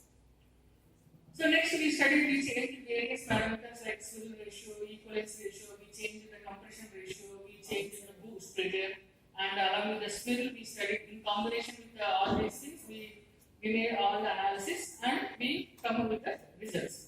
So instead of showing all these things, I will definitely go to the last slides. So we studied, so in cylinder pressures we studied different fluid ratios, and wall heat transfer losses we studied, and how much heat is being transferred through the walls of the combustion chamber. It should not be too high, it should not be too less. If it is too high, what will happen? We will lose the power output. So most of the heat is getting wasted. If it is too low, that is also one more factor. Too much amount of heat should not be retained. So the piston may get jammed in the cylinder. That should not be there. So it should be optimum. Right? So we studied one case. So we studied with respect to the incident. Yes. Previous. Temperature we studied. So we are almost reaching around 1200 Kelvin only. So well less than the NOx emission formation. So that's why NOx emissions are very less in case. And the CO emissions are a little bit high. So by using the boost pressure, so we even try to reduce the CO emission formation also. Next. So CO2 emissions. So CO2 emissions, there will be always a relation. When CO emissions are very high, CO2 emissions will be less. When CO emissions are less, they are being CO2. So that's why there will be always trade-off between. And later on in NOx emissions, here you can see 0.0012 grams per kg. So we can be much 90% higher when you compare with that of a normal diesel engine. So we can clearly say that the NOx emissions are ultra low with respect to KCC emissions. And piston work, so how much amount of work output we are getting at a different fluid ratios we studied. So this is contours we studied at a different time, at a different fluid ratios, at a different crank angles. So this is what I am speaking actually. So we have to do the in-depth analysis of what is happening inside the combustion chamber. Until this, we know about the fluid dynamics of the combustion chamber. We cannot eliminate because, as I said, scientists have changed everything. They use different fuels, they change different compression ratios, they use different equivalence ratios, they study everything. And finally, we reach a stage beyond which we cannot increase the efficiency. But one such aspect where there is leftover to increase the efficiency and reduce efficiencies, studying the fluid dynamics inside the combustion chamber. So further, if you see where with respect to the velocity and magnitude, how the velocity of the fluid and air mixture particles are changing inside the combustion chamber at different compression ratios and different crank angles, we will see. And at the same time, like that same, we can create contours with respect to temperature. We can create contours with respect to NOx emissions, with respect to CO emissions, and we can identify at places where exactly the emission formation is taking place. So by exactly targeting that particular aspect where the increase of emissions is taking place, we can reduce them. So we can stop the birth of the emissions itself in the combustion chamber. So then there will not be any need for using of catalytic converters. Right? That is it. Next. So here with the variation of the parameters, different parameters like fluid ratio. So what you can do is, so pressure is reduced by 2.76% and temperature is 2.65%. With respect to scale 1 to 4, CO emissions got increased. Like I said, CO emissions will be little higher, 5.67%. NOx emissions got reduced by 10.96% and piston work is increased by 13.29%. Means NOx emissions are reducing, piston work is also increasing when you change the split ratio from 1 to 4. So it is a good thing, good trend only. NOx emissions reducing, piston work is increasing. Good trend only, like that. Right? Next, so we studied different types of piston bolt shapes and all. We'll go to the last size. The same, the remaining things will be boring because the same kind of sets of repetition will be there. We'll go to the next. This is thermal kinetic energy. So contours, different fluid ratios and different crank angles we studied. So where more turbulence is happening, where less turbulence is happening. So there is one good thing with respect to turbulence and there is one bad thing with respect to turbulence. If more turbulence is there, that will enhance the wall heat transfer losses. Means more heat will be lost to the cylinder walls. At the same time, if no turbulence is there, mixing will not be good. So the turbulence should be optimum inside the combustion chamber. So by analyzing these pictures, we can come to one conclusion: what type of piston bolt shape is required, what type of fluid ratio is to be used to optimize this fluid ratio to optimize the turbulence inside the combustion chamber. If the turbulence is more molecules will hit the cylinder walls and more heat will be lost to the cylinder walls. If it is less, mixture formation will not be there. So that is right. We'll go to the next. Next class.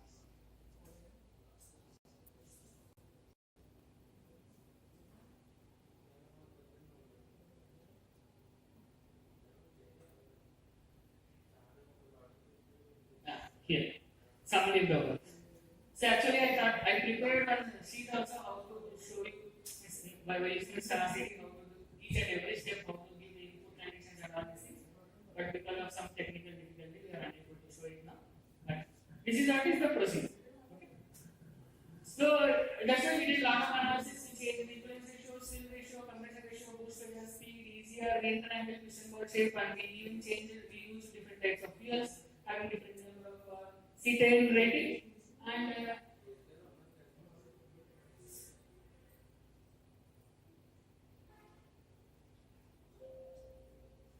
so out of which, here the thing is, remember in case of AC engines, there will not be any particular specified output. Depending upon your objective, you have to choose the parameter. So you cannot say that you use this set of parameters, you will get it. No. So engine specifications will vary. And your objectives will vary. So if your objective is to maximize the piston work, you have to choose a set of parameters. If your objective is to reduce NOx emissions, you have to choose a set of parameters. So depending upon our objective, or any research should be like that only, it should not deliver the results, it should suggest the results. It should suggest the strategies, you can say. So because the objectives will change from person to person, environment to environment, and condition to condition. So if you want this, if your objective is to enhance this, you have to follow these guidelines, or you have to follow these procedures. You have to use these specifications. If your objective is this, you have to choose this. Like that only, the always suggest the solutions based upon the different requirements and associated requirements of the customer. So therefore, we are okay, sir, no problem. So we are suggesting what is required. If your objective is to reduce emissions, what set of parameters you have to consider. If your objective is to increase the piston output, what set of parameters you have to consider. So like that, you can analyze. So if you have any other doubts, or you can contact me. I can share the details like how to use the star city and all. So based upon it is the work summary of all your publications are a single paper or these some of my work, sir, not complete work. So just a portion of my work. So CFD tool majorly helps us to reduce the time, money, and efforts. So once you do the entire analysis by using a computer environment and we get the final results, the same specifications you can doing an experimental means you can reduce the number of iterations. So that is what is the advantage. And you can directly jump into the code with the optimized specification. So that efforts and time will be saved. Right? Thank you so much. Thank you so much.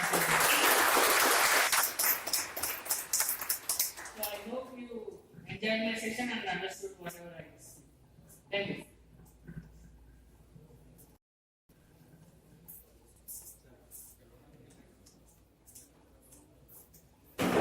Sir, there is a lot to discuss.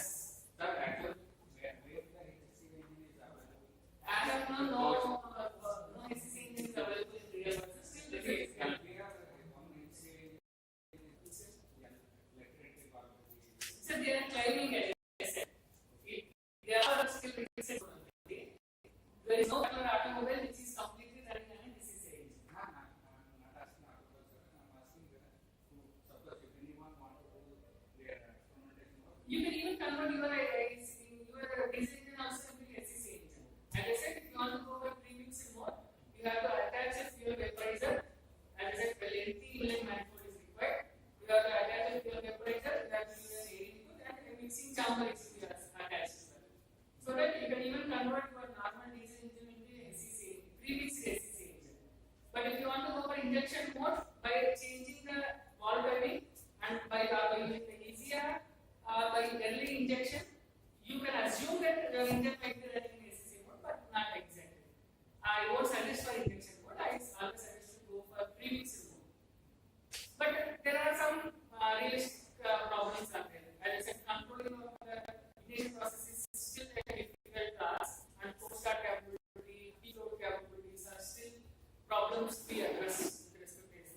That's why no automobile is there which is completely running on ACC.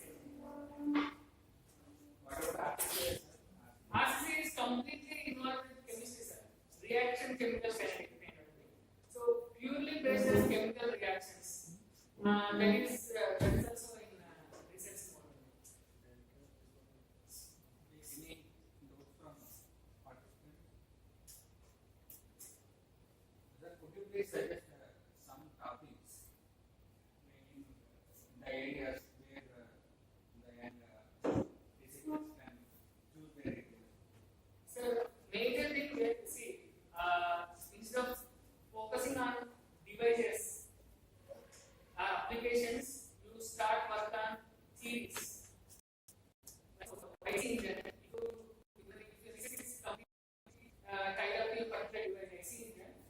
Nowadays we are seeing that most of the electric vehicles are coming into picture, and almost the research on IC engine has come to super saturation. Right? Start focusing on what related to heat transfer is kind of a concept. So that same heat concept is utilized in case of HVAC is related are related to electronic cooling, are related to heat exchangers, are related to some chemical processing or something else. So don't tie up your relation with respect to any particular device. Instead of that, focus on theories and physics related. Where you will have long-lasting research period.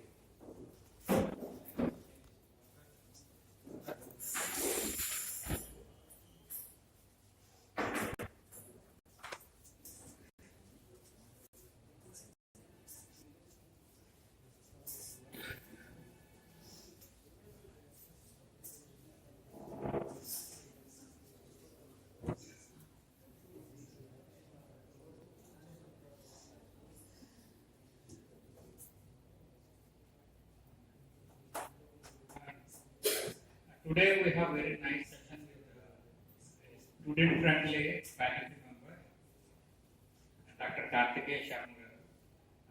All participants are feeling very happy. Actually, we didn't find this type of faculty member so far. He is very student-friendly and very patient. So actually, we need your continuous support, sir. Our faculty members will be in touch with you.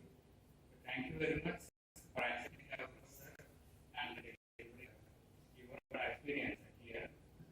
Today, I hope a lot our participants had a lot of information. Actually, this is the first time I attended ACCA session, so I felt very happy. And this is the time to felicitate our resource person. I'm requesting Honorable Registrar Sir, PMMS Sir, and Director M. Srinivas Rao Sir. Sir, please come forward. Nirmala, Thank you. please come forward. Interesting ideas. I can see a lot of right explaining. Most of the cases are very enthusiastic. That make me very happy and give more and more information. And not just for the exam I'm saying, but I really find a lot of interesting right cases. Enthusiastic cases. Thank you. Nice audience. I got.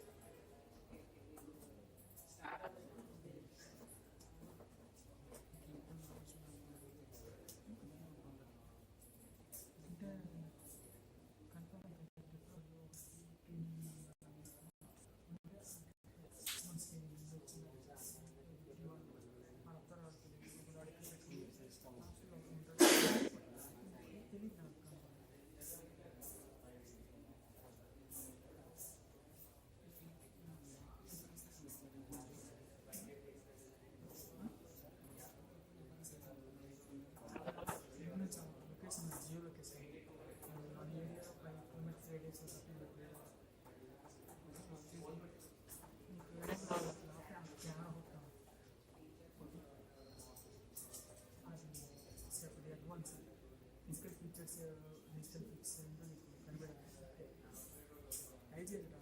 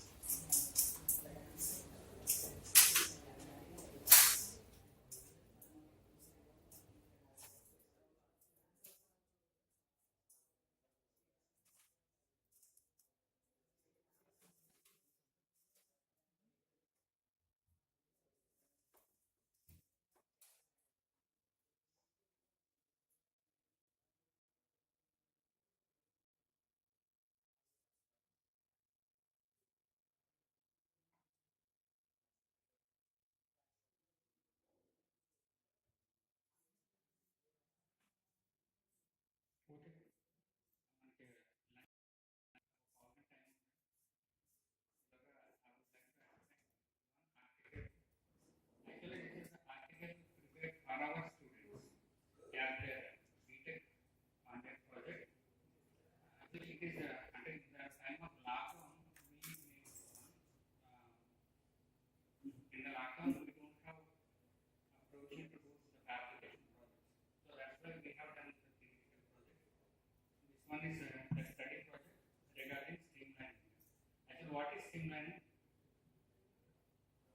What is streamlining? Streamlining. What are streams?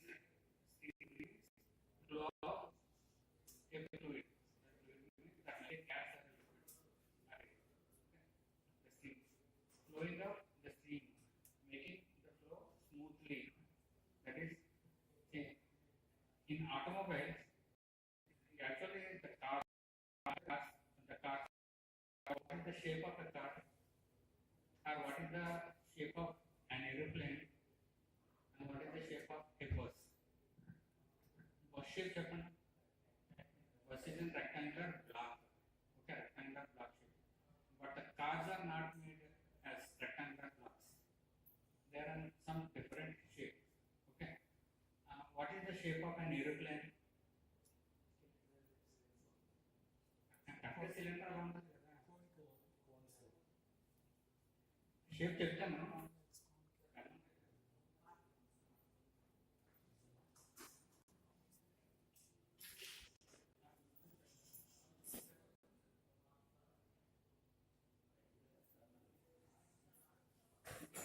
Shape of aeroplane అంతేనా? కరెక్టేనా కదా? అవును, correct అలవాటు చేస్తాను. మనం అలా ఎలా ఉంటుంది అంటారా? అలా ఉంటుంది లేదా? అలా ఉంటుందంటే చెయ్యొద్దండి. అలా ఉంటుందా? చెయ్యొద్దండి. మరి అలా ఉంటుందంటే ఓ అలా ఉంటుంది అంటున్నారా? అంటే రెక్కలు కావాలి కదా, విండోస్ కావాలి కదా, డోర్ కావాలి కదా అంటున్నారా? ఓకే,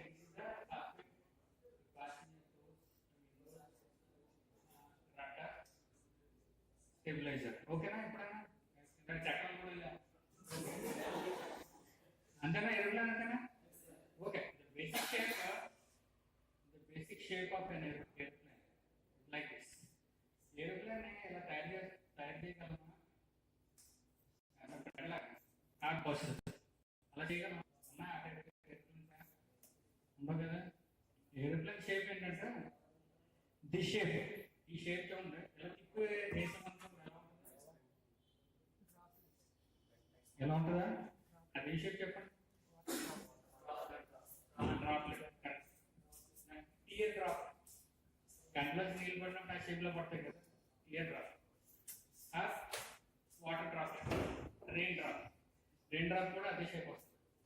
రెయిన్ డ్రాప్ పైనుంచి పడేటప్పుడు ఆ షేప్ లో ఫార్మ్ అవుతుంది. వై? బకెట్ తో నీళ్ళు వేసినట్టు పడుతుంది కదా rain. The rain drop will form like that. Why? Due to the surface tension. Due to the surface tension that is forming into that shape. Why that is forming? The water is that is so flexible and that can be converted into different shapes. Okay, but that shape can flow through the air very smoothly. That's why that is self-forming. That shape is self-forming. So that is the shape we are adopting for preparing airplanes. Why? Because that is the best shape to reduce the air friction. Got the point? So that is the shape of airplane. There, దాన్ని ఏమంటామంటే ఏరోఫాయిల్ అని పిలుస్తారు. ఏరోఫాయిల్. Okay, ఏరోఫాయిల్ అంటే not only aeroplane, wheels are also be of the same shape, similar shape, but lower portion కొంచెం flat వస్తుంది. Not exactly, but closely the shape is like that. Okay. Similarly, the cars are, these are car shape చెప్పండి. Car గీసా correct కదా చెప్పండి. Sir మొత్తం అన్ని ఏమన్నా నేను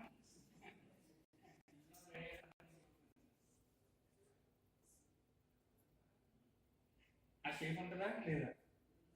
ఉంటుందా?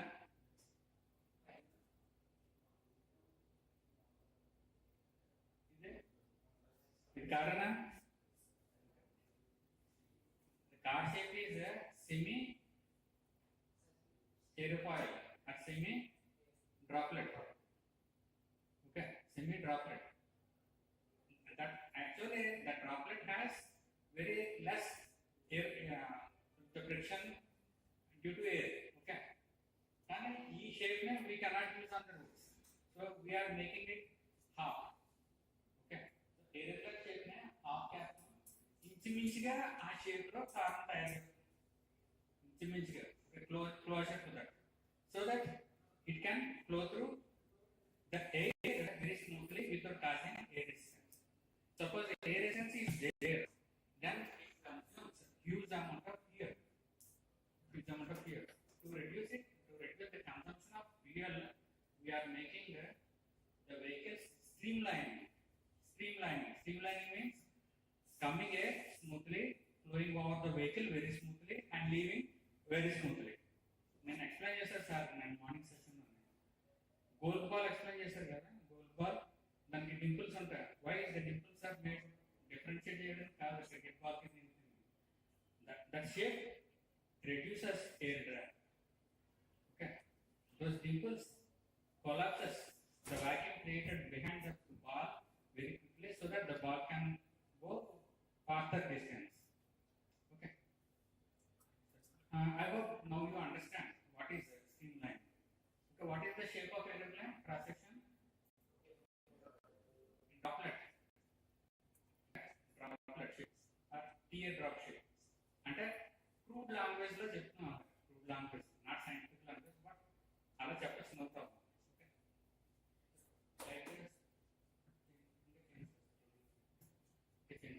Okay, see that is the shape, that is the flow of fluid over the car. చూడండి, front కొంత ఎయిర్ వచ్చింది కదా, ఆ air suppose the front shape is blunt, it causes air resistance. The air flows smoothly and leaves, but behind the vacuum is created. It causes drag, and the drag pulls the car backward.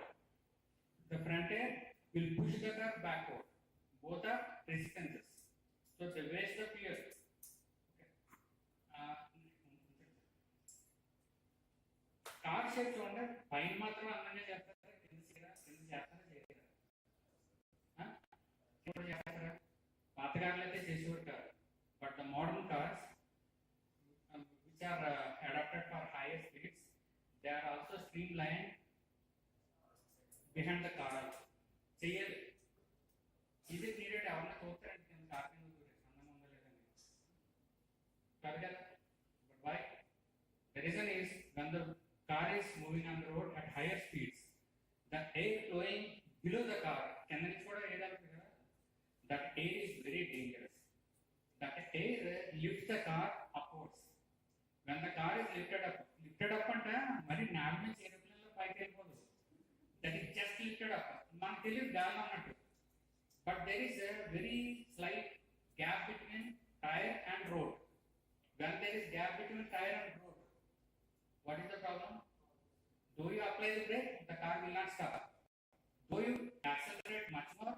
The vehicle will not go faster speed. Avuna?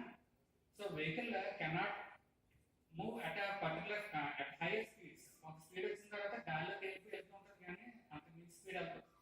That is the problem. So then what to do? We need to collapse that flow of air below the car. Otherwise, it will lift the car. The car races చూసారంటే మీకు కనిపిస్తాయి. In YouTube, you can observe that type of accidents. When the car is moving at faster speed, the car will lift it up. ఎలా లేస్తుందంటే aeroplane లాగా take off అయిపోయినట్టు ఇలా లేస్తే ఎగిరి వెళ్ళిపోతుంటుంది. That is called airborne problems. Airborne problems. Okay, we need to avoid such accidents. ఆ type accidents ఎక్కడంటే drag races చూసారా? The drag races are conducted for very short distances, just 100 meters. In such case, the car will lift up and move away from the track. So we need to avoid such accidents. For doing that, and the cars at bottom. Got the point? Okay. So streamlining is not enough over the car. It is needed below the car also. Next, one more question. The cars are streamlined like this. మంచి shape లో తీసుకుంటారు. Jaguar car is a different shape. Mercedes Benz is different shape. BMW is of different shape. Maruti car is of different shape. Hyundai is of different shape. Okay. But the buses, almost all buses are of the similar shape. The Tata bus, Ashok Leyland, Volvo, all are looks like the same thing. అవునా కదా, దూరం నుంచి ఒకలాగా మనం differentiate చేయలేం. Why? Because the bodies are built by some other builders. But why it is not made in case of buses? We can discuss. We can continue in the afternoon session. Then the answer చెప్తుంటారు. Why the buses are not streamlining here buses? Why the buses are not streamlined? మాట్లాడుతున్నాం ఓకేనా sir? మన త్వరగా వచ్చింది fast వచ్చి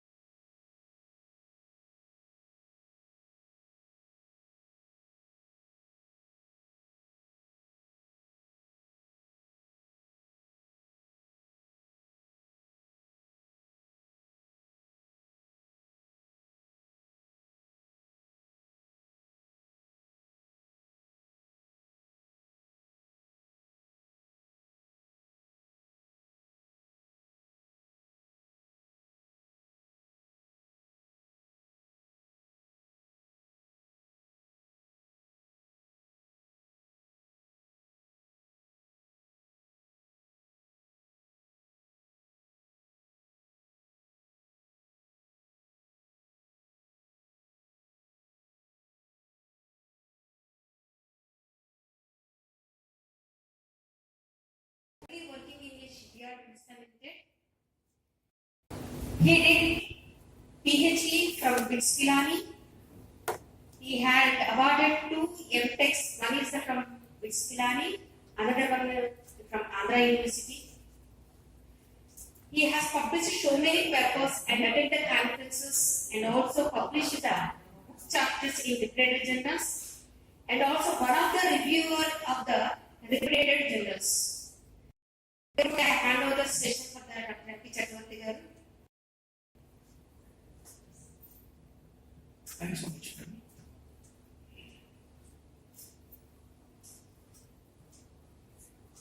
Respected all faculty members and students. Good afternoon. I'm Dr. M.P. Chakravarti, working in Combustion shipyard as a manager operations.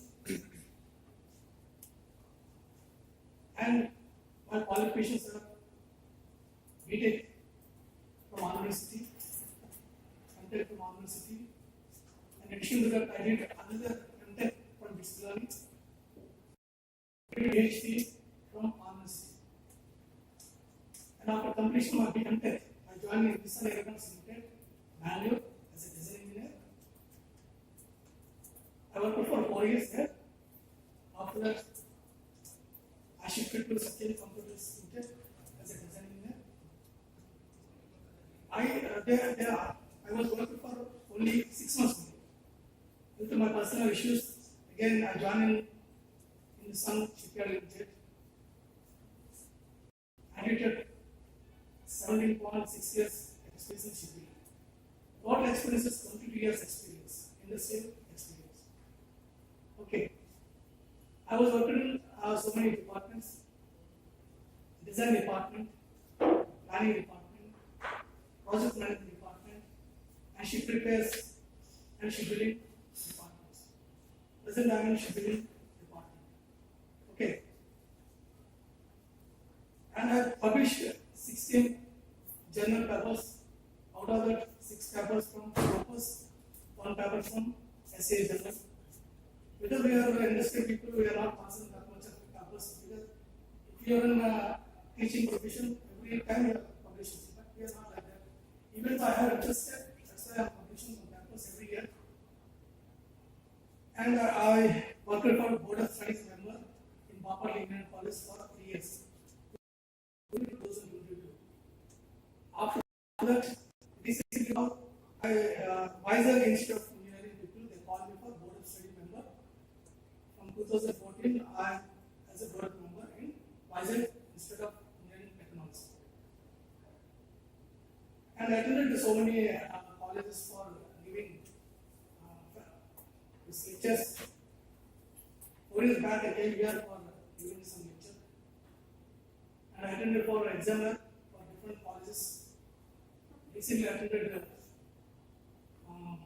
Avanti College and Anix College. And Anix called me for as a guest lecturer and guest of honor for Technos programs. Okay. So this is my biodata and information. Talks, presentation. Today's presentation is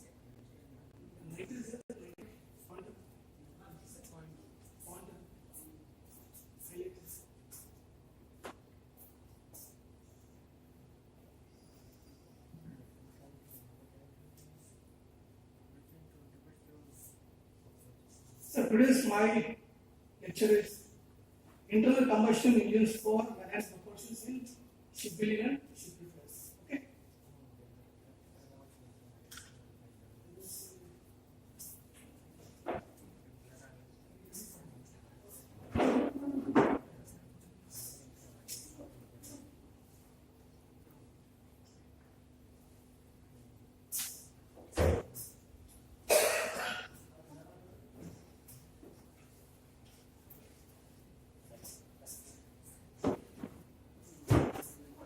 First we discuss shipbuilding activities. Shipbuilding involves the new construction ships. And the topic is marine diesel engines. This is the main topic for us today. orders. There are two divisions of their scheduling ship repairs. Okay. In this initial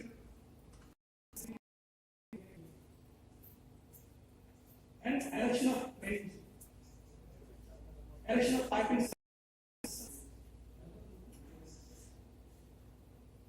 and flushing of oil pipes. Next, installation instruction of surveys of maintenance, daily routine inspections for maintenance, basin files, harbor files, and go for results. Software deliver the result. After completion, these activities will deliver the result. So this is a new construction of the ships. This is shipbuilding activities. Next one, ship repairs. Involves repair of the ships. Refit, repair, bonus, and most. Okay. There we are doing the overall maintenance and checking for maintenance repeats. Lesson learned. We are experienced. We got some experience. So that is a lesson learned. So,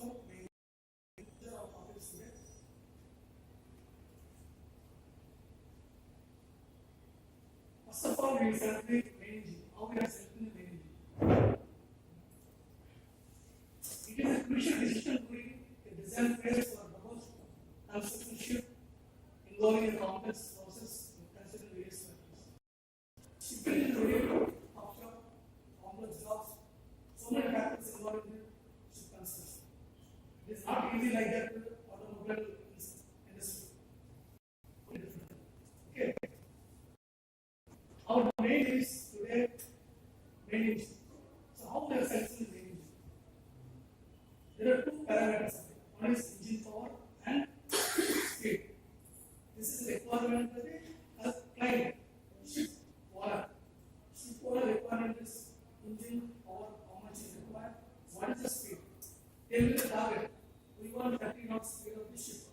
So based on that, we select the engine. Okay. This engine power, ship speeds are depends on the size of the ship. Height, the base is and weight of the ship. Every cargo vessel has some weight and type of the ship. Different types of ships are there. Containers, cargo vessels, warships, petrol vessels, passenger vessels, different vessels are there. Depending on the type of ship, also you change the engine and speed also.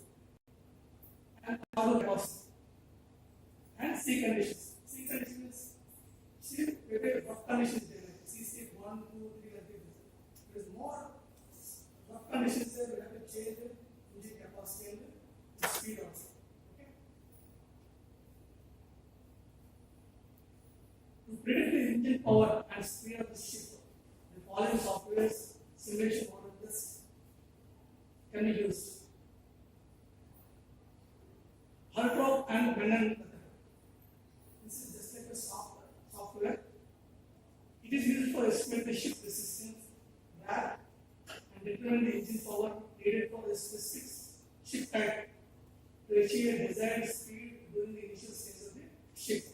So, initially, when we are doing the design of the ship, so first I will consider this software. The software is to estimate the ship resistance and power. So, initially, this is like Excel sheet.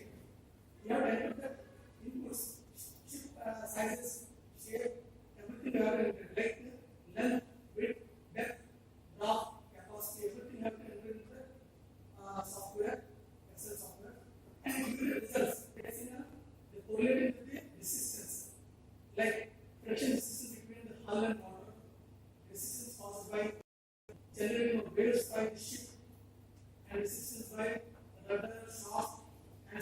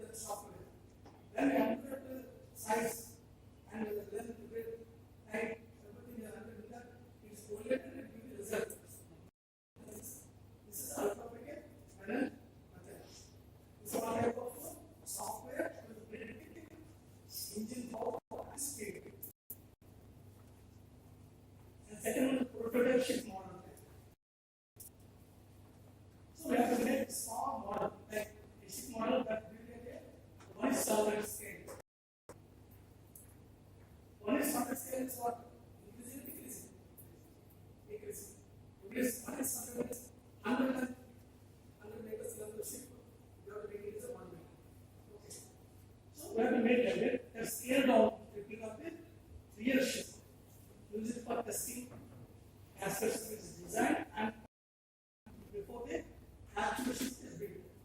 Okay. PS test includes resistance test to measure the force required to power the model at different speeds and propulsion test to evaluate the performance of the propeller and engine. And C-keeping tests its behavior in various systems. All these tests are conducted in specialized facilities like the powering tanks and our bases, air bases, which are designed to simulate real conditions of the ship. And finally, it measures the force, speed, torque, or power by using the dynamic. Here, dynamic is there, it gives all information. Okay. It also predicts the engine power required for the full scale ship, achieving a desired speed before the actual result is viewed. So, this is one type of method to predict the engine power and speed. This is used for other parameters also, but we are only focused on the engine only. That's what I given only this two parameters. Okay. So whenever we want to this prototype model, we will refer to the NST. NST people do estimate the results. That is having that software, we have getting the results. And third one is computational fluid dynamics model test, CFD model test. It involves creating a computer-generated model of the fluid and its environment for studying various fluid behaviors like pressure, velocity, and in and around of the virtual model. Virtual model is one software model, not real model. Okay. Virtual model. It also determines the engine power and the speed as well as the resistance of the ship model. Virtual by safety simulation. So, difference is prototype and this simulation is only we have no computer system. CFD analysis. Okay. These three methods we can find out the engine power and the ship speed. Okay.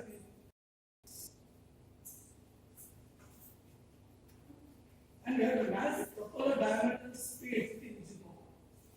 We are getting some engine power, something 10,000 kilowatts.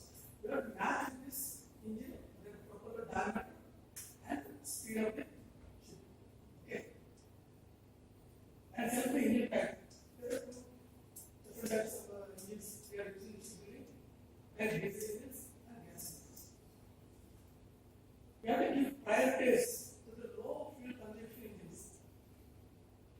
That will reduce the overall cost and operation cost. And this suit the marine environment regulations. Like it should be low emissions. Low pollution requires low noise, low vibration. Otherwise, it gives more noisiness in the transmitters who are staying in the engine room. They are not there. So we have to check these conditions. And other factors, life cycle cost should be less, purchase cost. This also we have to consider at the time of procurement. And maintenance cost should be low. And overall lifespan of the engine is more required. And other factors are check the manufacturer reputation and experience. You have to set the good engine supplier. Otherwise, problem will come. And reliability, serviceability, warranty and support, available spare parts. We should have the spare parts readily available. Otherwise, there is no use. And availability of maintenance service locally and globally. Everywhere, the service is required.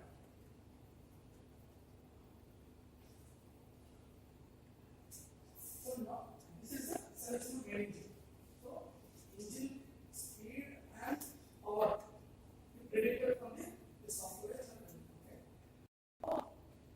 There are three types of engines. Slow speed engines, medium speed engines, high speed engines. Slow in the 350 RPM, that's considered as a low speed engines. Medium speed engines 350 to RPM, high speed engine over 1000 RPM. In shipbuilding, we are using medium speed, high speed vessels we are constructing shipyard. Low speed means only boats, some low capacity vessels, that's another thing we have.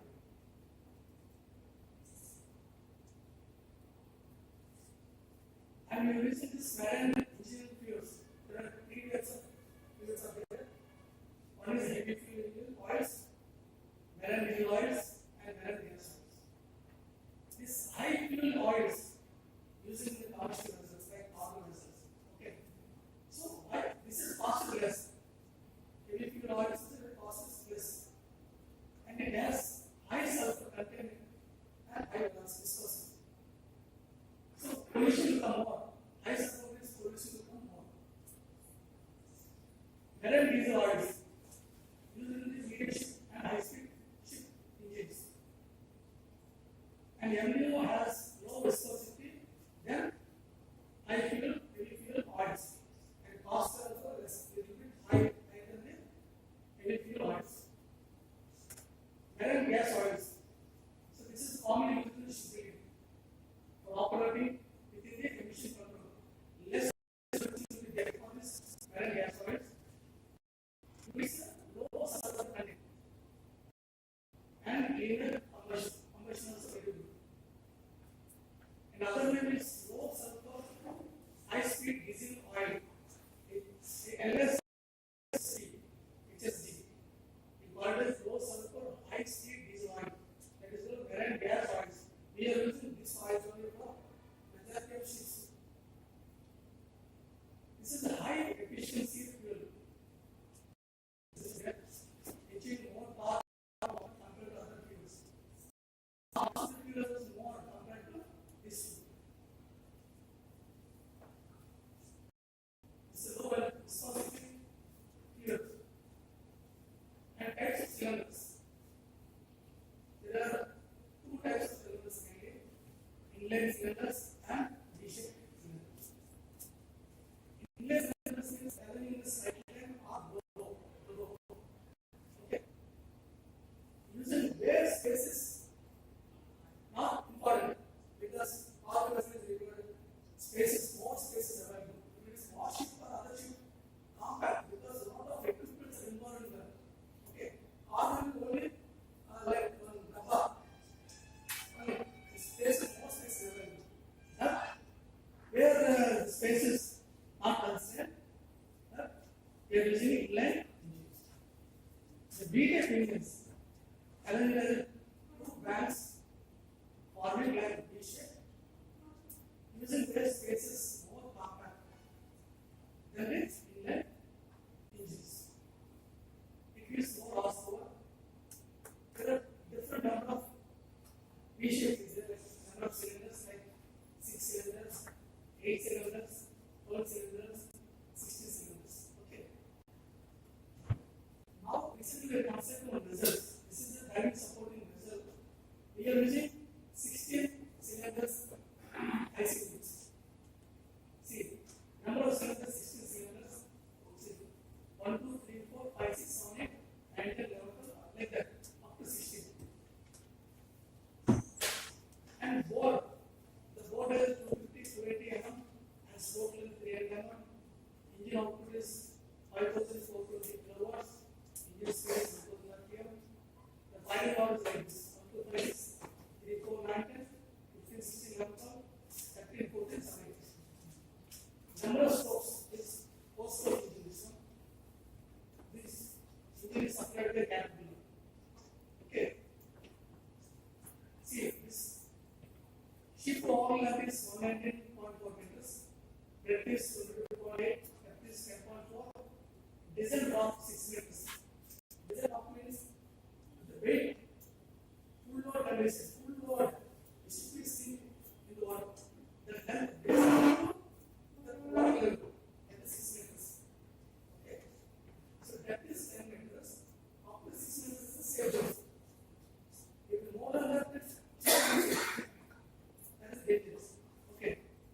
This is a popular and up to 6 meters full load condition.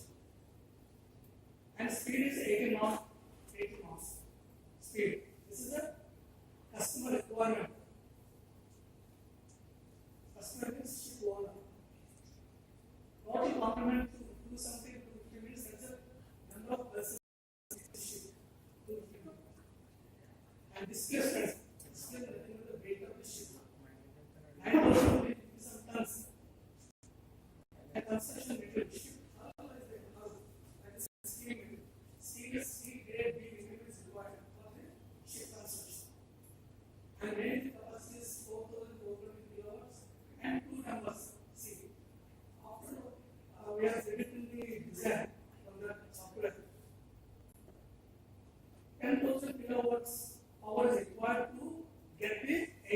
of speed.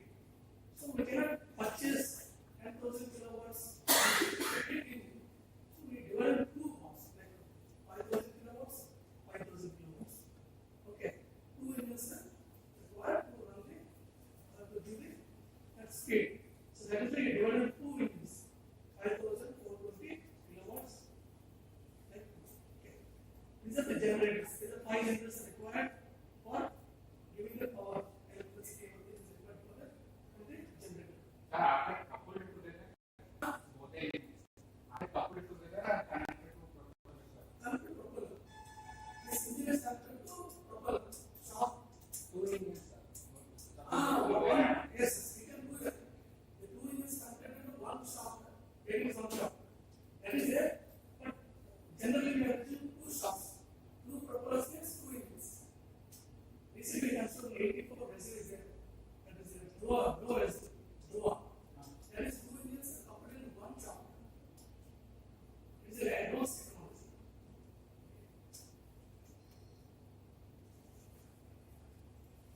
I'm not giving a ship models, ship photos, because there is confidence in it. That is why I'm not putting the direct photos. Okay. And operating cycles. You know the two-stroke and four-stroke operating cycles.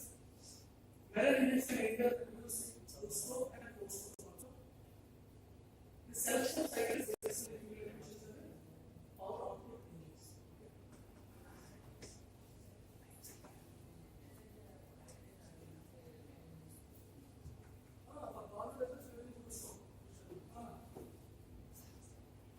Two-stroke engines. It completes a power cycle in two piston strokes during one complete revolution of the crank. So during first of what will happen, piston moves upward, and air is already there in the cylinder is compressed. At the same time, the vacuum created in the crankcase and pressure is entered into the crankcase. That is a during first stroke. During the second stroke, what will happen? Slightly before the completion of the compressor stroke is very fine of diesel is injected into the OSA, which is at very high temperature and fuel is ignited. Due to this high pressure and temperature, the combustion chamber to produce useful power. The piston is pushed down. Okay. And the burn gases escape from the at the same time, it will be compressing air already sucked in the crankcase and repeating this cycle.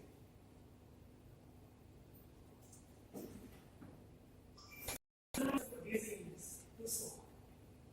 It is a more compact design and lightweight. Power to weight ratio plus compact design. This is simpler design because few parts are there, few parts no valve, no mechanism, high thermal efficiency, low pollution, deliver high power and low RPM. It's commonly used in large ships, cargo ships, tankers due to their efficiency and power output. Disadvantage is lower fuel consumption, higher noise vibrations, less expensive, diesel cost is less, but higher maintenance cost can lead to reduce the power savings. This is general subject. And post-stroke engine, it completes one combustion cycle in 4 piston strokes, which correspond to the 2 revolutions in crankshaft. So there are 4 strokes: intake stroke, combustion stroke, power stroke, and exhaust stroke. The intake stroke, the piston will move downward, drawing air into the cylinder to the inlet wall. Combustion stroke, the piston moves up. The compression is air inside the cylinder, increase the temperature. During power stroke, the fuel is injected into the hot chamber or compressor, which ignites and causes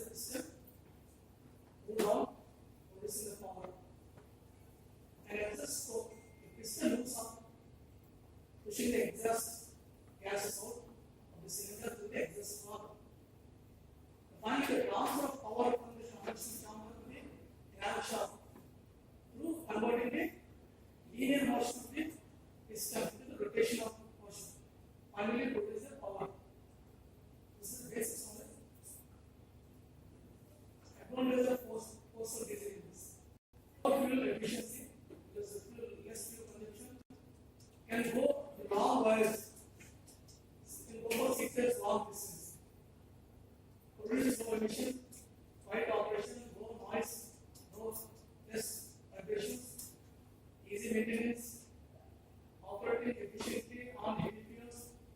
Initial cost is more, but lower maintenance cost can lead to save the overall cost. So many types of ships can use smaller, medium, higher ships can use this four type of ships. Disadvantage is the lower power to weight ratio. This design is a little more complex. Installation cost is small. This is a production. Now it is only basics, as everybody knows here. After deciding all parameters, we have procured engines. After procuring the engines, we go for rest of the vehicles on board. On board means ship, inside the ship is on board, we call it on board. So first is the ladder setting for marking the insertion points. Okay, this is proportion line. This is a proportion line. Consists of propeller, control pitch, propeller, and this is the air bracket is supporting this propeller and stem shoot. This connected to the hull and this independent shaft and this gearbox and connected to the engine. So this is a proportion gear line, proportion line is what it is. And it should be entire shaft line shall be installed at the brake angle 3 degrees. See, this is the base end. For base end, it requires 3 degrees angle. This is inclined.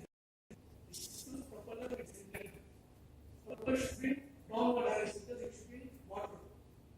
Okay.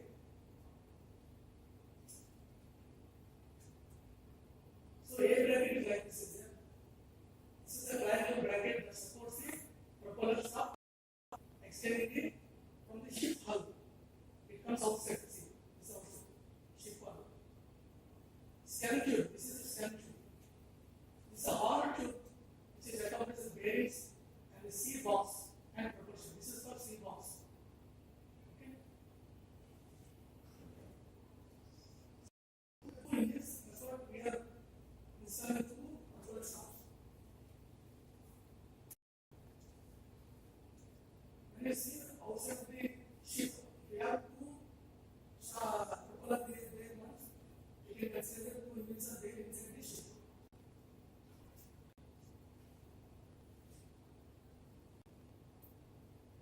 See, we have to pick some points, reference points for sighting. So here our point.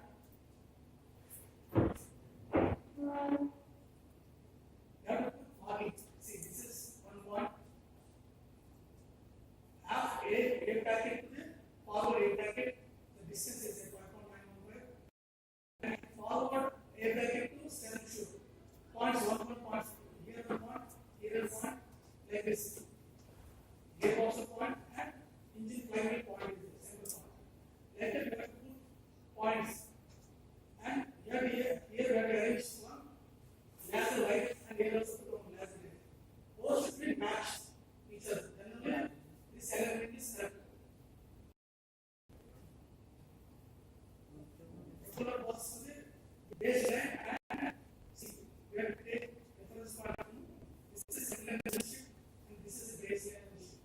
So from here to here, from base line, we have to put one mark and from center line to here, we have to put one mark. So like that, we have to this marking and give this a brake angle 3 degrees.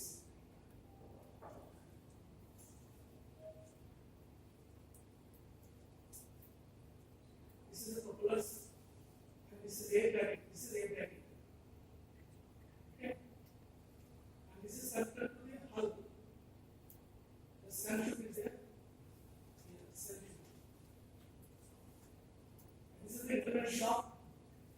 Lumber block bearing here is supporting the shaft through bearings. And this is a gearbox. Gearbox connected to the engine flywheel.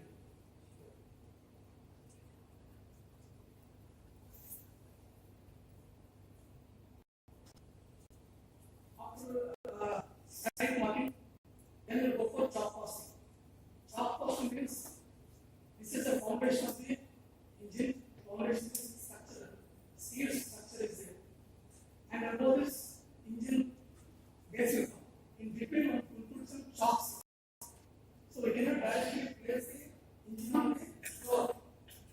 foundation. You have to put some chalks like plates. Okay. See, this chalk posting for marine was secure the engine. Today ship's engine foundation using specialized material, epoxy resin, and grouting. It's called grout. Chalk posting orange. See, color is orange. Before they called it chalk post orange to fill the space between the engine base and its foundation. So you can make a depth amount to 100 mm. This chalk post material. If you build a dam, you have to put a construction dam. Temporary elements, make a one dam around the chalk area and creating the solid and ensuring the perfect fit. There is no gaps. Perfect bond that prevents damage from the vibrations and engine movements. The soil chalk posting material, temperature 18 to 30 degrees, at least follows before pouring of the material. This causes energy needed for machining of engine blades, stocking, saving time and cost. See, if you earlier we were using some plates, so for that we need to machine the plate and weld between the engine foundation and bottom foundation. It takes a lot of time and cost of the more. Now we have avoided this issue with chalk posting material. See, this is the foundation, engine foundation, and this is the plate. Between the foundation, this is bottom plate structure. According to this chalk posting, no machine is required for engine base plates or foundations. Complete strong bond between engine base and foundation, creating a perfect fit. No gaps. Withstand high thermal loads. Chalk posting can withstand high thermal loads. Okay, never do conditions. Just like a rock. Okay. But you want to even start to break it. But vibration is not good. It's directly connected to the foundation. What are some rules, anything is there? Engine will vibrate.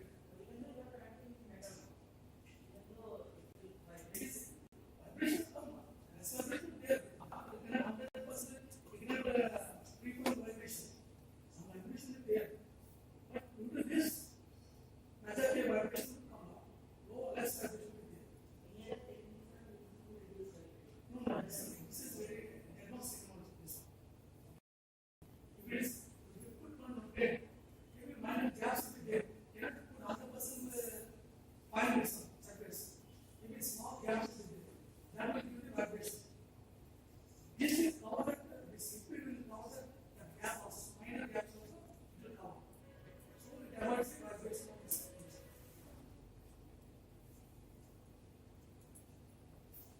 So, tight connection and composite material, then go for lowering the engine. It's already engine, lowered by the crane, using cranes and the ship inside. The IPs are there for lifting element. After placing the main engine to connect with this foundation plates, then go for arc timing. Arc timing of the foundation bolts of the main engine is critical process to ensure the engine is securely mounted and can withstand operation stresses and vibrations. It involves applying a specific amount of rotation by force by calibrating arc wrenches there. On arc wrenches there it is not calibrated indication of how much you have to rotate, how much force you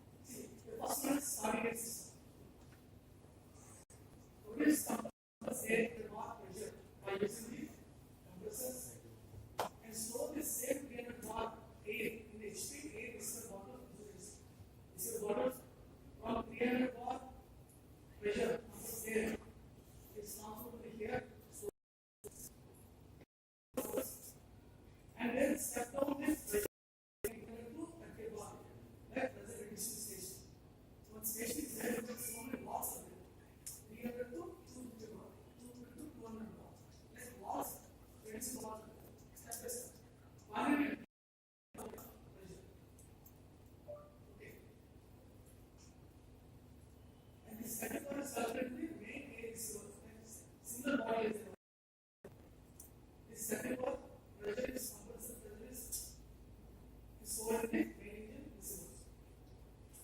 This circuit was compensated so for starting the main engine. Okay. So when the starting model, here starting model is there. And this line, this is a compulsory line. It comes from the bottom. This circuit was pressure goes to the, this is one starting model there. Model is connected to air line.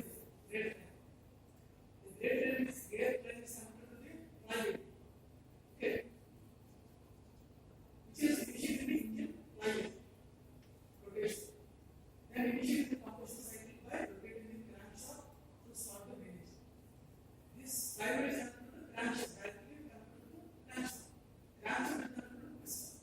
Piston movement. Okay. It gets some power stroke and again it repeats. So this is starting the main engine. This is for start the engine. This is the first system. The second one is fuel oil system. Now, engine started. Some food is required. For running of food is required. Eat something like an engine. To run the engine, fuel oil system is required. The system is used for storing fuel, transferring, supplying, and injecting the fuel oil inside into the engine cylinder at the temperature discussed. Okay, we have mentioned all pressure temperature. The standard manual is there. Basically, that we have to follow all rules and regulations. If you more pressure, more temperature, ship volume will tax the volume. Okay. This is a ship fuel filters. And this is a see here two walls are there. Punching. When you start the fuel pump, the fuel is going to this engine. Before sending to the engine, we have opened these two valves. Air is there. Suppose in pipeline, suppose having some air is there. Air should not go to the engine. So for that we need to open these two valves. This is purging. Till the fuel flow continues. Up to that time we will open the valves. Then it is up to the continuous flowing. Then you stop at these two valves. Then the flow will go into the engine directly. And reverse system next. This system is for circulating reverse for some tank with the filters and coolers, provide lubrication, cooling, cleaning, and reducing the friction. Where and heat generation between the two services within the main engine. Ensure smooth operation and extend the life of the components like piston, gauge, cylinders, and this is for cooling purpose. Lubrication system is cooling of the engine components. See, this from to the engine, from engine to the cooling heat exchanger. This here your cooling is cooled at a lower temperature and again it will go to engine. The circulate. So the lower is circulating continuously. After running to certain period, then you drive the lower and again move to lower.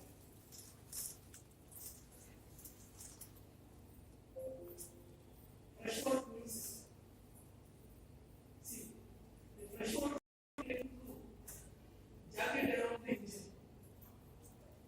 Engine means engine body. Observing heat from the engine body and then transmitting to the heat exchanger. Where it is cooled by the CO2. See, here this is the heat exchanger. This is the engine body. The freshwater after getting the engine body, it goes to the heat exchanger. The cooled freshwater, see, heat and comes to the heat exchanger where it cools the seawater. This cooled freshwater collected in the expansion tank and then recirculate to the engine or the cooling. This system is used for the cooling the engine body and prevents the overheating. See, freshwater absorb the heat from the engine, it goes to the heat exchanger. Here, the water is freshwater cooled by the seawater line, and after cooling the freshwater, it goes to the expansion tank. It helps in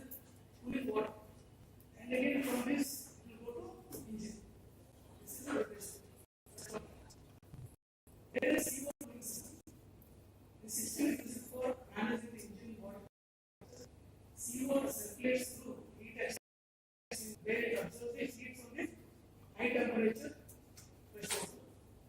Depends the overheating of the greenhouse. This is a sea water. This is sea chest. The water is taken from the sea, direct sea. When you open the valve, the sea water is coming from this valve, and this is seawater pump. So, when you start with seawater pump, the water is taken from through sea to this valve to the heat exchanger. Here, heat exchanger, what happens? The seawater is cooling this fresh water, and after cooling this water, the seawater goes out into the atmosphere. This mainly purpose is cooling the fresh water. Higher pressure fresh water. Cooling purpose is within seawater system. Seawater system is sea to sea. Take from the sea water, go to pump, and pump to the heat exchanger, and go outside to the ship. That's the water discharge. Let's see about systems and system. The system is used for removing the waste gases from the combustion engine safely and efficiently to offset. It also plays an important role in reducing engine noise and emissions. Suppose if a blockage is there inside, it will some more noise. Okay, and efficiency will come down during block obstruction is there in the engine adjustments. And then we have a waste storage system. The system contains contaminated waste, lubricated oil, ceramic, air particles, combustion products, water, or other impurities will be in operation. So, during the engine operation, like a leakage of fuel, lubricant, something is come out from that. One tray will be there, part of the engine, one tray will be there. Everything is connected to the tray. The tray is connected to one pipe is close to some depurated tank is there. The system provides a safe and regulated method for handling and disposing of bacteria, preventing environmental pollution, and avoid possible hazards. If oil is collected here, something there is no process there, what will happen? Any fire extinguisher takes place. So, further bacteria tank is required, and the system is involved in it. As of we completed, selection of the cycle of the engine, selection of the engine, and equipment of piping system, and of equipment of the piping system. Suppose in pipe meeting obstruction is there, right? Dust and particles, you have to clean it. Otherwise, if you go directly to the engine, what will happen? Engine will damage, system will damage. So, further, this flushing of pipe oil techniques is required. Flushing of fuel oil pipes and lubricant piping system. Because these two systems only flow inside the engine. Other systems are outside the engine, like flush oil, seal oil, for the main involves circulating flushing fluid like diesel. Suppose you want to clean the fuel pipe using diesel. You want to clean the lubricant system, use the lubricant. Through these oil piping systems to remove impurities, contaminants, dirt, scale, pollution, etc. And other unwanted materials from the oil piping to prevent damage to the engine products and ensure proper clean lubricant system that prevents engine operating issues. And checking of cleanliness of oil by inspecting the oil filters. So we have to check regularly. Take the oil filters and see whether it is in contamination there or not. We have to check it through these filters. And also taking the oil filter periodically to assess the level of cleanliness nationally. This is the national aerospace standards. We have to take some once flushing the oil. So we have to perform some sample oil and send it to laboratory. They take the national.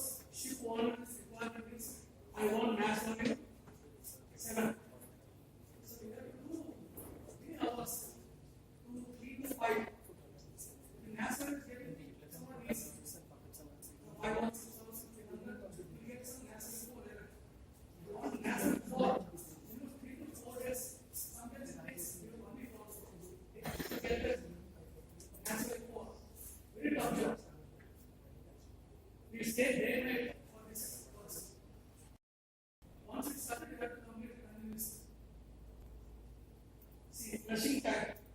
The duration of flushing time can vary depending upon the system size and length of level of the contributions.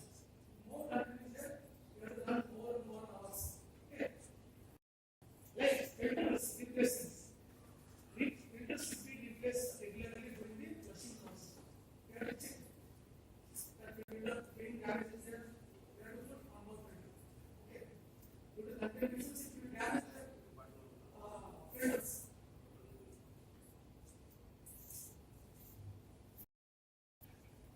After completion of all installation of the piping, machinery, pipes, then you go for system of assessment of the engine.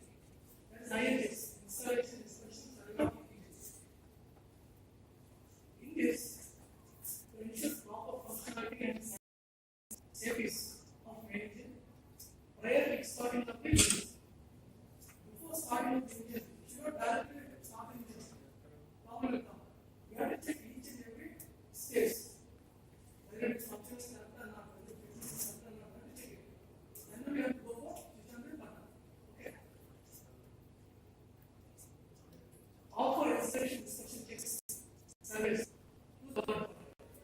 After completing of all categories, activities, the production officer will send a notice form to the QC department, quality control department, for offering the survey. And quality control department to offer the third party, that is a class. AICTE, this is a class society, the approved class society. These people will certify whether the system is working or not, circuit or not, everything approved. Basic approval of the system is ready. And at the same time, ship one is also, walking team is there, the navigation is there, navigation team, walking team will be along with this class. They are attending the survey. So both people will study the installation checks, they will get the marks also. Okay. We have to keep all the assembly they ask for chip. They examine the engine variations as per the drawing, manual, and checklist. In shipyard, everything is related to drawing. Without drawing, you cannot proceed with it. Any equipment installed, it's in the drawing. Okay. Inspection involves the condition of engine components, engine foundations, and its bolt tightening. Surrounding areas, whether it's clean or not, we have to check this also. And proper ventilation and lighting, supporting clamps, whether they are fitted, temperature cases, transmitters, alarms, valves, engine connected piping systems, fuel lubricants, starting everything, and axial panels. We discuss every result, engine related parameters common. Except channels, forces, etc. So, all these parameters they check by class. During this inspection, first inspection is visual inspection. They will check visual inspection. Engine readiness, engine red and bonds. Ensure proper foundation there are alignment supports. Engine components, conditions, check on the conditions in the components. Treatment, you can clean without any dust, no leakage of oils and cooling oil. Fuel and lubricant system, inspect for leakages, any blockages there are not, and contamination in fuel tanks by checking the gas values, points. So we have to produce certificate. We have to produce gas value certificate, class and bonus. So this is, we got the gas value. Then we have forces, pipes, in shipping, everything is approved materials required. You cannot take from this some local market material, they won't accept for that.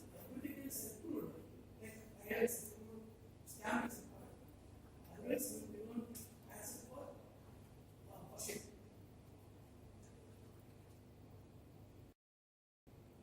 Cooling systems. Check the coolant levels.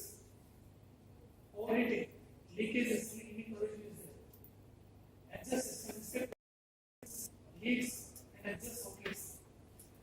Electrical wiring, this is proper installation, secure electrical connections.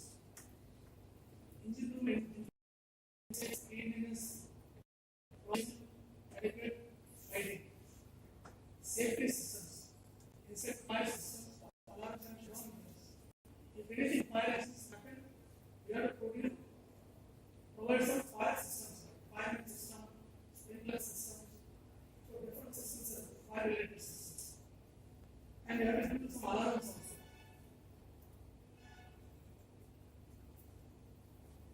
So after visual inspection, we'll go for system checks and running life of the system. Like all piping system running the proper fuel supply is going on, what is the pressure of the flow, any filtration or everything we have to check it. Cooling system, check the cooling levels, temperatures, pressures, exhaust system, maintain exhaust gas temperatures and smoke levels. If it's this more temperature means some problem is in the exhaust system. Okay. Lubrication system, check the oil levels, pressure, electrical systems, verify the proper voltage is there or not, ampere, current, and circuit breaker function.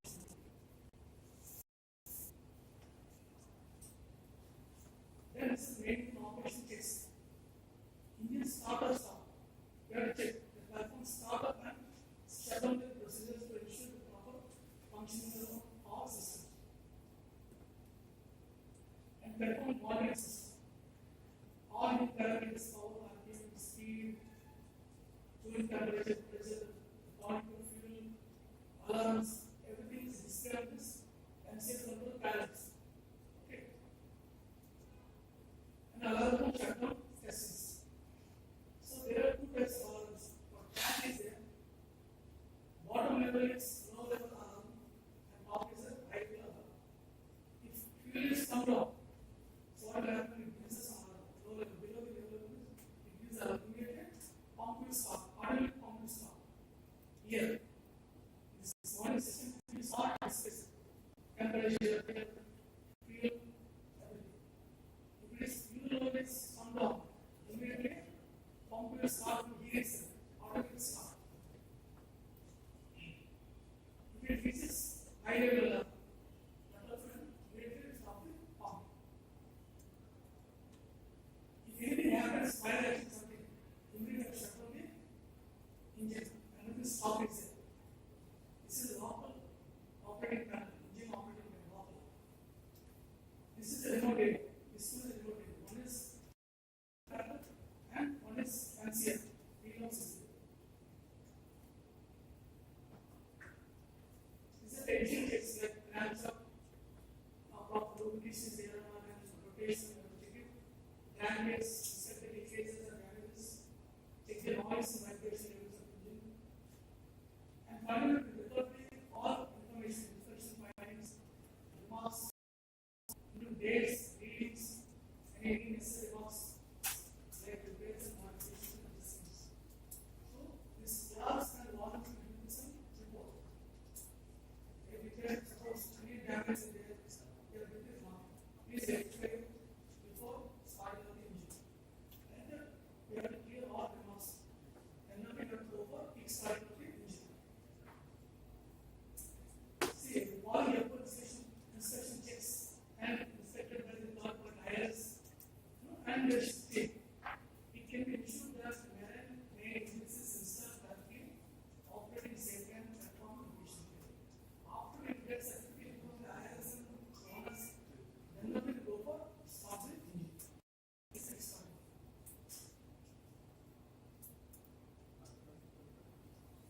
And before any return of the inspection of the engines, engine oil levels, visual inspection of the engine, try to check the leakage there or not, the areas is good or not, check the engine. Check the abnormal noise, the running noise is there or not. Check engine and connecting equipment vibrations, oil filters, air filters, and intercoolers.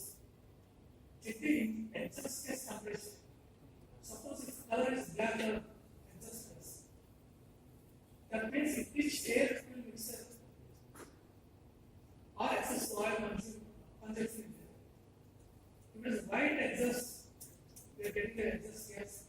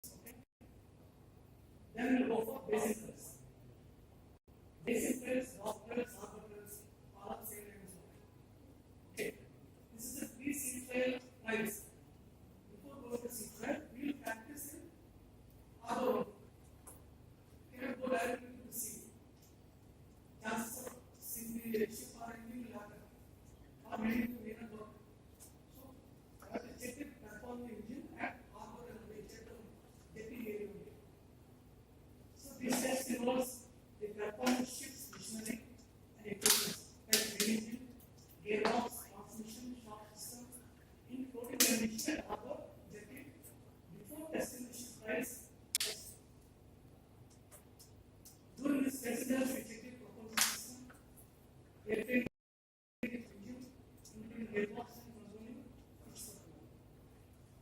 Testing concepts is electrical systems. Shocking system. Auxiliary equipment, steering gear, pumps, air conditioning, brakes, everything. We check it and check it on it before going to seat space. Then we'll go for CSS. After completion of the algorithms, class and warrants and segregation, the shift can go for CSS. The basement section only will go for CSS. During CSS also, we have to do the same thing. Same time we are connecting the sequence, whereas aspects is performing the engine performance and seaworthiness of the construction. These guys ensure vessel meet safety standards, checks mission operations, and assess the overall readiness before being put into service. Before handing the ship, you have to complete the sequence.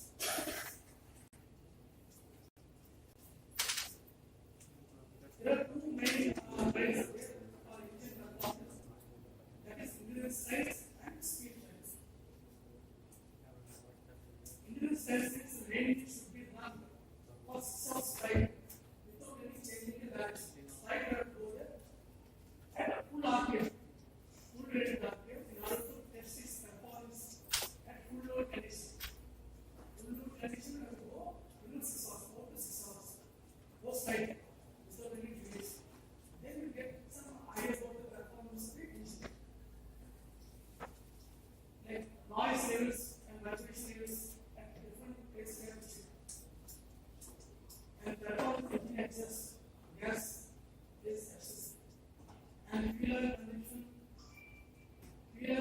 is the problem of the travel.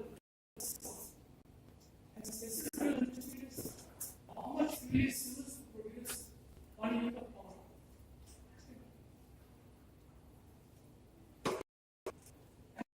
Horsepower from this.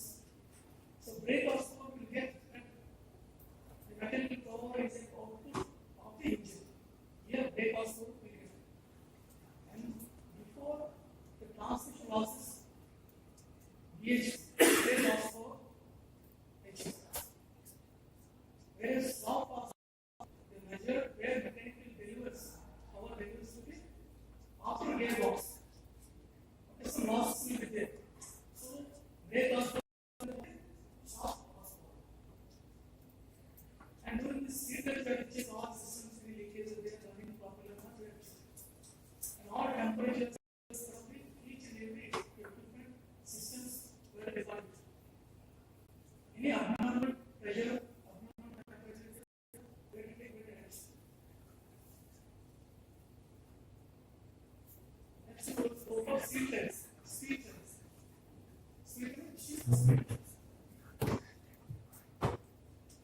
Right, subject to the verification ship's performance and seaworthiness, calculate speed and power characteristics. Speed trains are carried out to check the speed of the ship. So unit is marks. At the required full load condition, we have to give the speed of the ship. This is one required. One is 80 knots required for the ship speed. So 1 knot is equal to, this is the unit speed of the ship, 1 knot. This is 1 nautical miles per hour. In kilometers per hour, 1.852 kilometers per hour.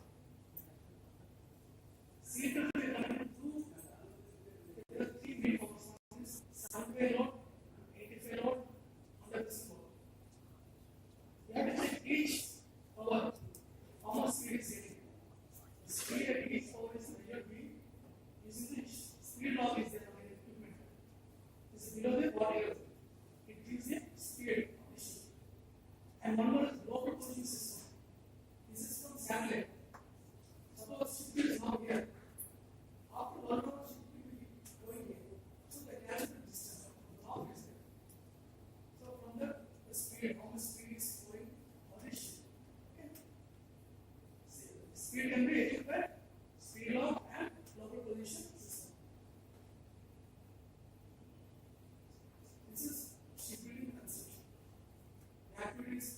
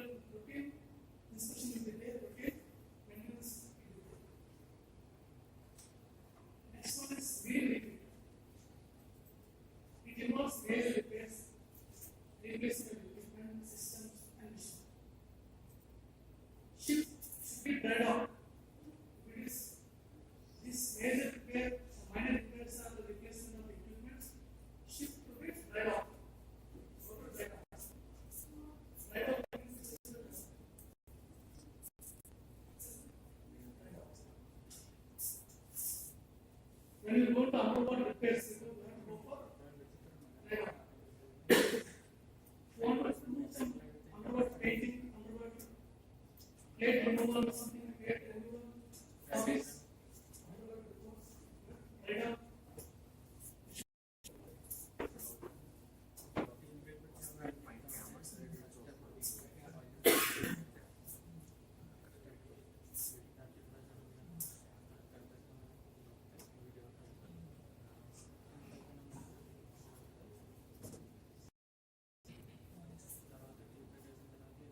There are three repeats on this. This repeat involves major repairs and replacement of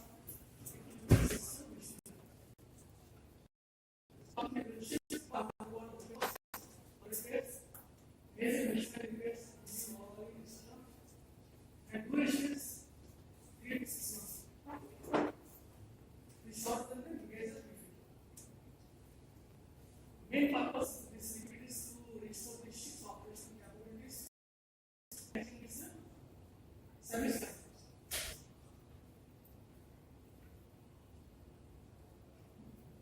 Major repeat. It involves more expensive work, upgradation and modernization of the outdated technology.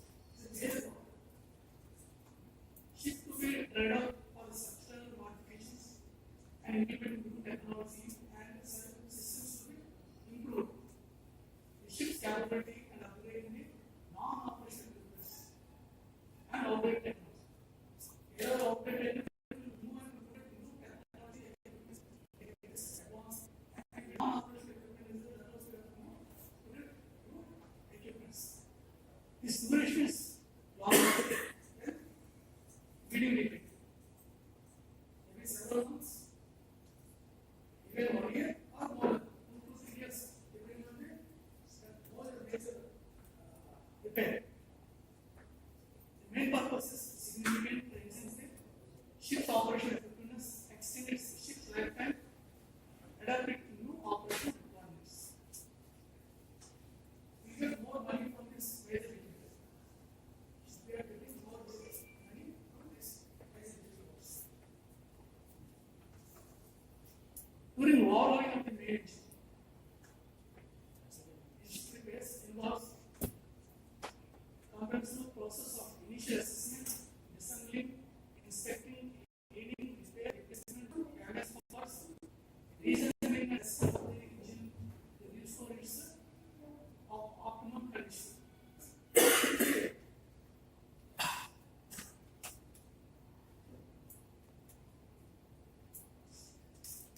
The condition of principal components of the engine examined by the endoscope. See, inside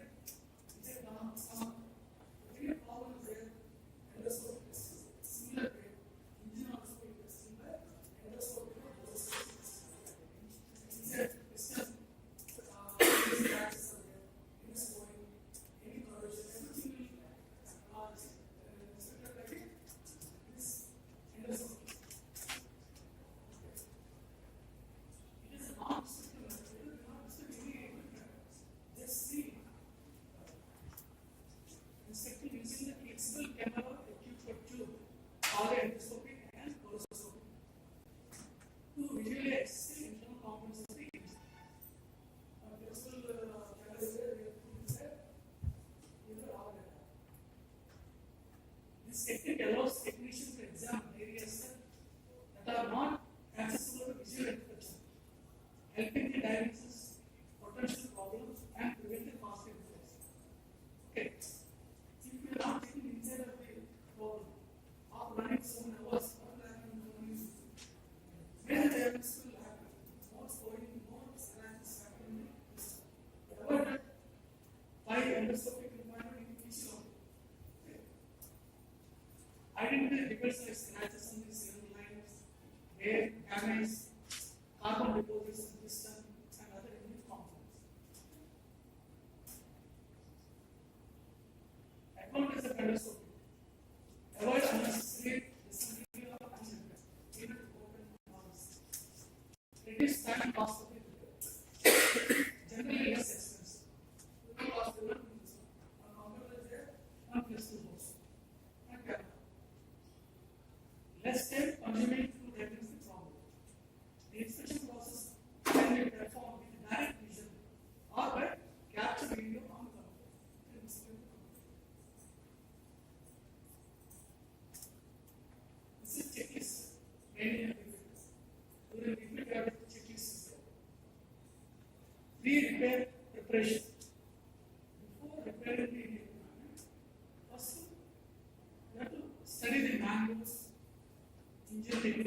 manuals, drawing, and detailed specification. Even though there is not the job, but studying engine manuals, specifications, and history, there everything has checked.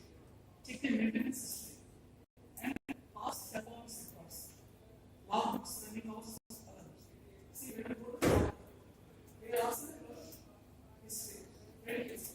Similar way, we also ask who should order. We want that the logbook, Indian logbook. In the everything is there. How many hours they have run, what are the problems, what are the results, everything is given there. This is basically diagrams.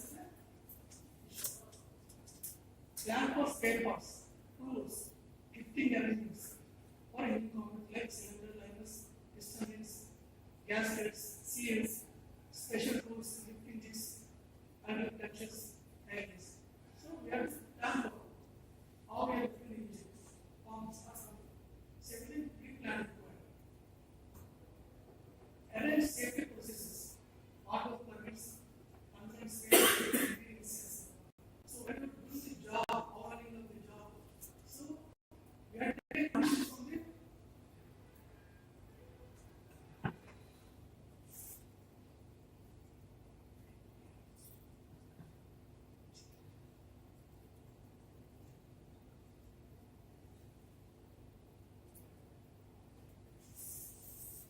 anything. We have to check that there is any oil is there or not. Okay. If any oil is there, if you do something, 5 minutes check takes place. You have to take permission from the fire inspector is there. That's all the permission. Before starting that work at particular area, you have to take permission from the concerned safety and fire safety people are there. They will give certification. Okay, go ahead. Like that. And not just starting, that's okay, it's not like permission. And engine below engine, if you do any job, it's a very confined space. We have to check any gases are there, something. Okay. Risk management is very, very important. In industry, safety is very, very important than any other thing. Life is important than anything. Ensure spare parts availability from the OEM or approved vendors. So before starting the ordering the equipment, we have to ask OEM, spare parts available or not. Okay, if it is not there, you have to go for approved vendor is there. From the point you have to go for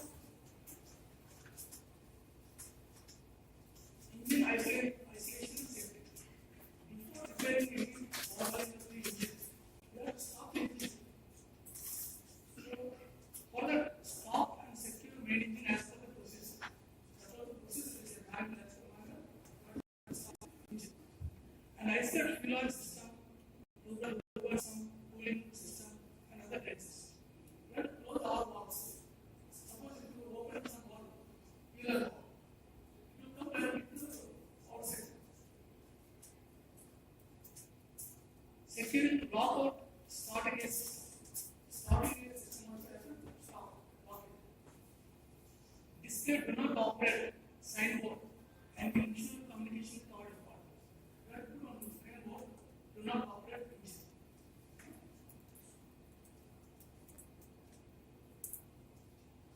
So display and inspection of the parts like cylinder heads. See, this is a new one. So after overhauling, before coming to the overhauling, so many cracks, some damage will be there on this cylinder heads.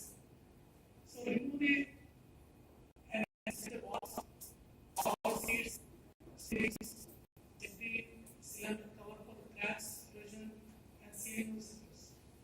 If any damage is there, it is available to do the repair. Otherwise, you replace it and go on. Cylinder lines. See, this is new one cylinder line. After running of so many hours, you see, this fittings, scratches, scoring, detailed removed. And this diameter over here also change.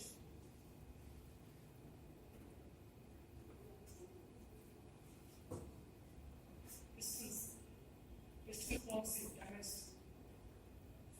corrosion. That's so we have to replace the new one. Piston rings, we have to check it through clearance, wear limits, ring condition. The top is the combustion ring. Top of the second combustion ring is this oil rings. And connecting process.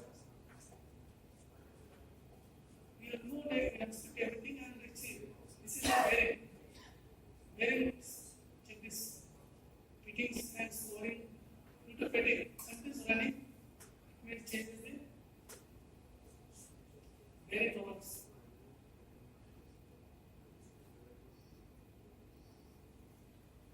Crankshaft. The crankshaft generally is this. Maybe this old is there, run out, checks, have to check it, scratches, damage happen here.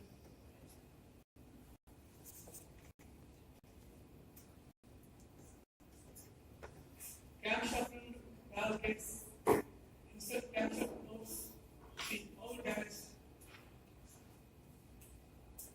This is a low.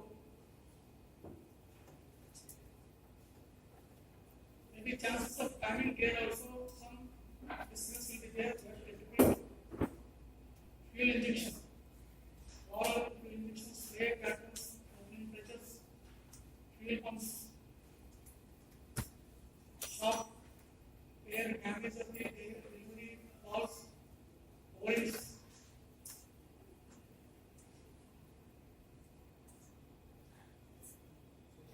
Components recondition replacement.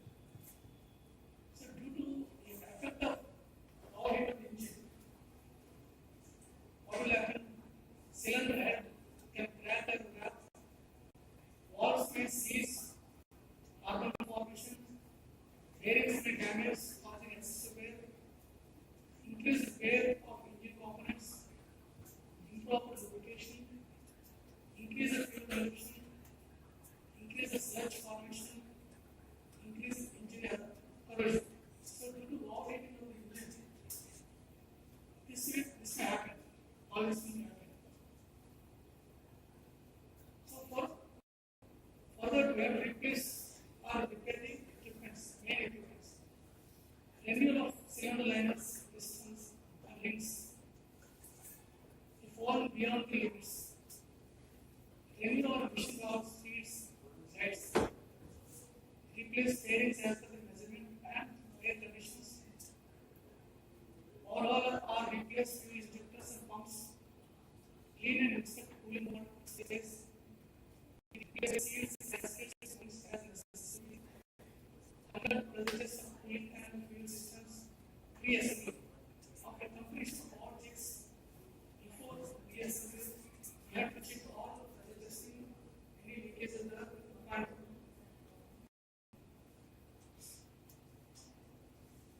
Reassembly.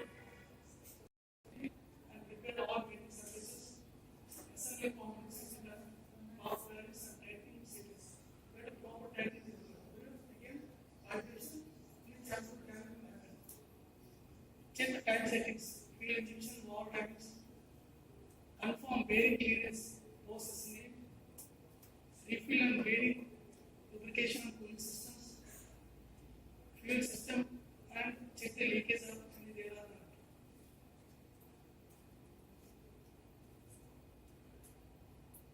not. Now testing commission.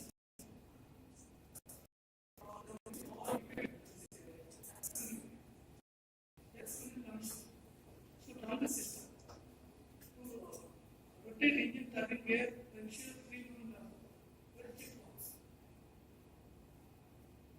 And perform restart checks like lubrication oil levels, cooling water flows, fuel levels, and start engine and monitors. Fuel pressure and temperatures, lubricant oil temperatures, cooling water pressure and temperatures, exhaust gas temperature, vibration, everything repeated. Right? Only split second, you have to check each and every. And again, we do the performance test also.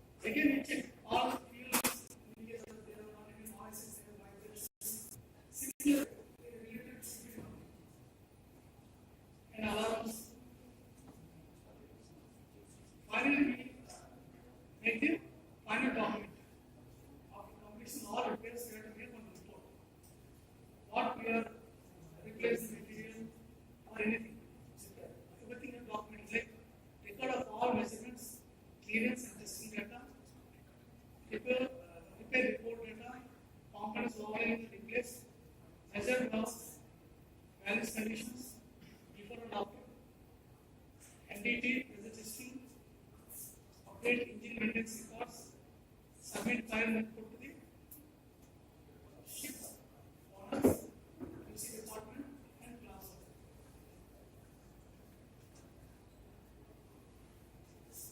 These are the lessons learned from ship repairs.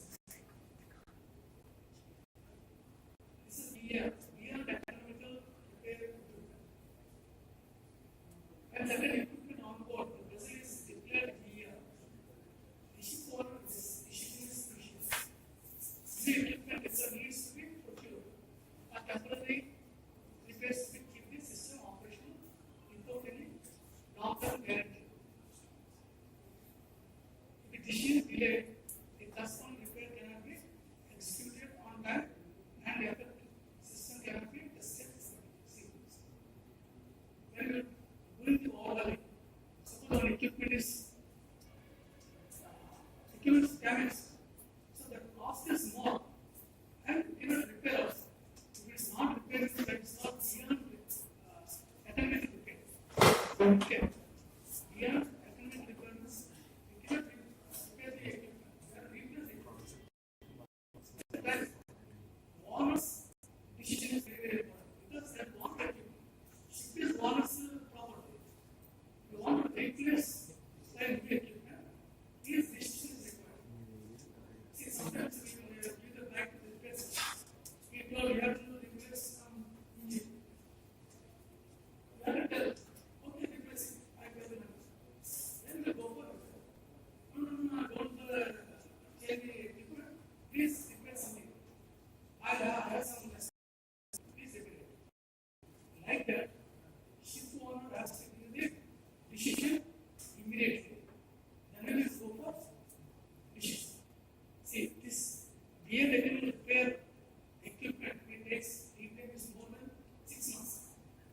So we automatically delay this ship or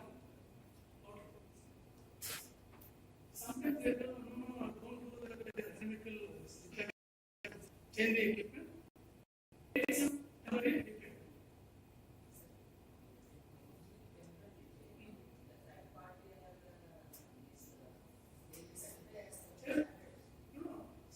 I will certificate. If it is operationally working, it's certificate. But temporarily it will not. Again, it will go for the warning. Instead of warning, it's costly and costly. Come to the repair. The safety cost, everything is costly. So instead of that, you have to change the design. So if you want to change the equipment, it has to take approval from the top management. Like Indian Airlines. They have to take approval from the top management airports. Maybe the cost will be closer to this equipment cost. So that the machine cannot be machines for at those standards. They take permission to top level. It takes a lot of time. So if decision is delayed, automatically it will delay the ship.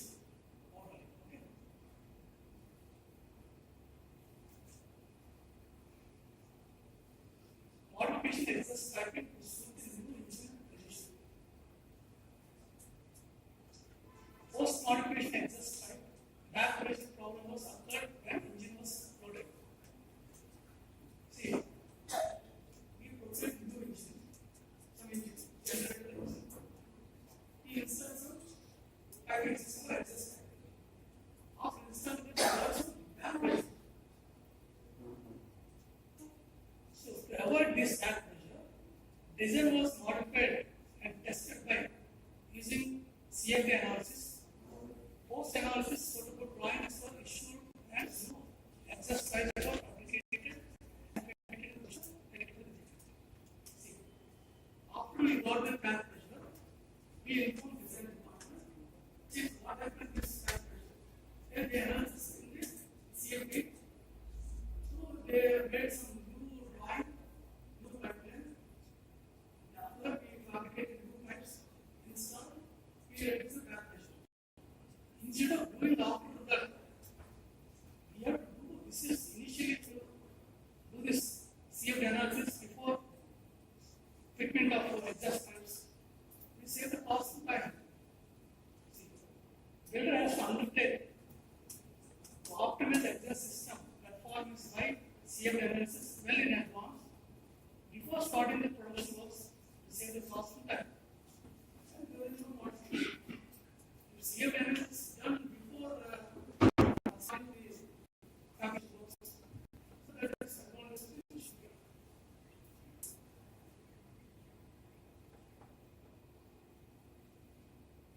The removal of major equipment from the ship below maintain or repair of the outside. Sometimes major equipment can repair inside of the ship. You can take out and you send it to outside for repair. The removal main deck, plate, and connecting pipelines and electrical cables of the equipment. And you remove the equipment at the same time, you remove all the electrical lines, electrical pipelines, and connected material. And remove them. And only come out. Jetting crane could not reach to the equipment location for lifting. See, if you don't have the detailed study of the undertaking for making technical opening, and you can function by constructing the lab infrastructure. Before remove the equipment, so you have to check the infrastructure of the shipyard where crane is available. Crane is somewhere there. You want to have it here. Crane will come here. Then you have to come this side. And only crane will lift the equipment. So that.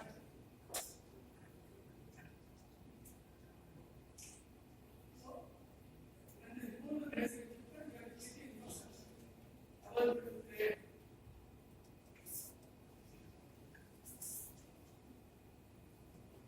New equipment binding diagram. Binding diagram is exact value of equipment, like outfittings, any injuries, outside of pipe, some piping fittings, and fittings. And fittings have some laminations, laminations, PCB, and everything is there. So you have to match the existing pipe. Okay. Before manufacturing, before fabricating the pipe, new pipe, you have to ask mining data, the equipment mining data, what is the NPD's damages? Then we have to fabricate exact plan, exact PCD. See, these mining data, and the conditions like pipeline, flange PCDs, hose size, fittings, etc. Of the new system equipment in advance. You have to ask supplier when they mining data in advance. Or you have to tell supplier, ship owner, when you supply the new equipment, please send me the new details of the equipment. We have to integrate the existing system. Put on at the initial stage of the project in order to reduce the rework and the okay. If you know that binding data in advance, we will match all existing related pipes and it is good assembly. Non-availability of underwater space. See, underwater space means this is one scope, one scope. So one is supposed to supply to delay in risk of one supplied space linked to the underwater works such as shop seals, rudder seals. See, shop, rudder, everything is it is with the ship only. That data is with the OEM. This spare parts, everything goes by OEM. It's connected directly to the OEM. Spare parts, it is with the owner scope. Due to non-availability of these spare parts, increase the docking period from 35 days to 70 days. These spare parts are long lead time items. Ship owner to be informed by regular corresponding of builder for the timely arrangement of the ship spares, shop seals, of the ship can be docked without any delays. have to inform to ship owner. Daily you have to regular emails and information is required to send the owner. Please arrange the onboard space or onboard space.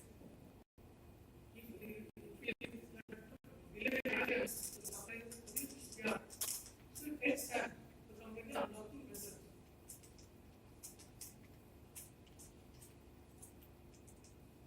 Selection of supplier contractors. During refit of the ship, supplier contractor having lack of experience, professionalism, was quoted L1, low cost for supplying material at any cost.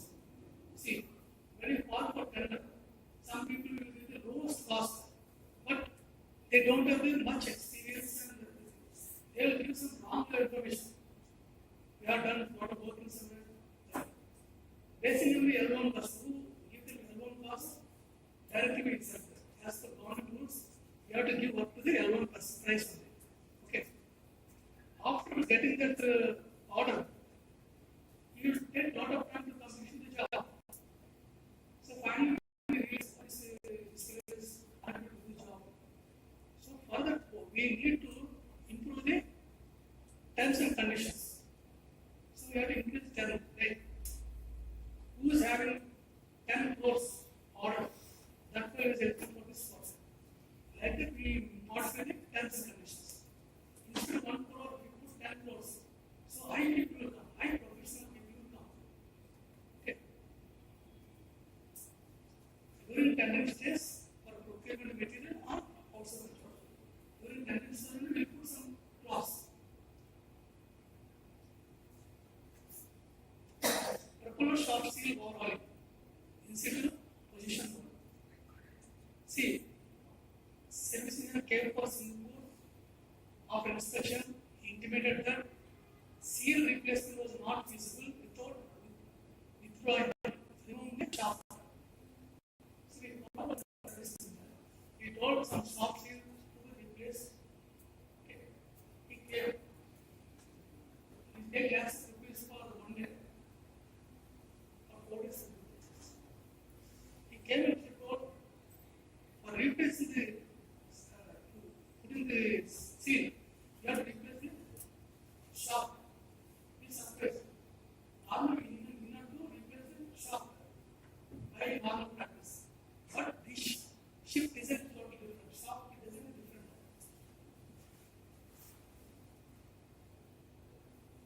Okay. After inspection, he intimated that seal replacement is not feasible without withdrawing the shaft. General practice in previous vessels, seal cannot be replaced without removing shaft.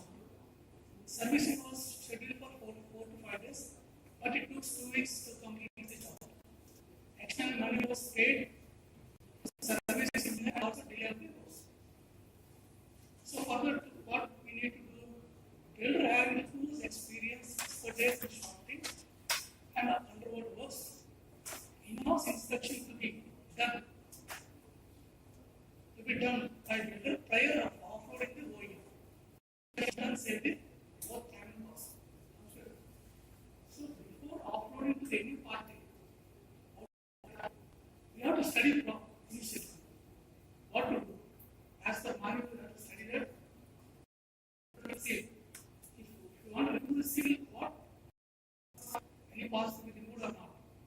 So once you study it, then we can offload the offered party. It is save time and cost.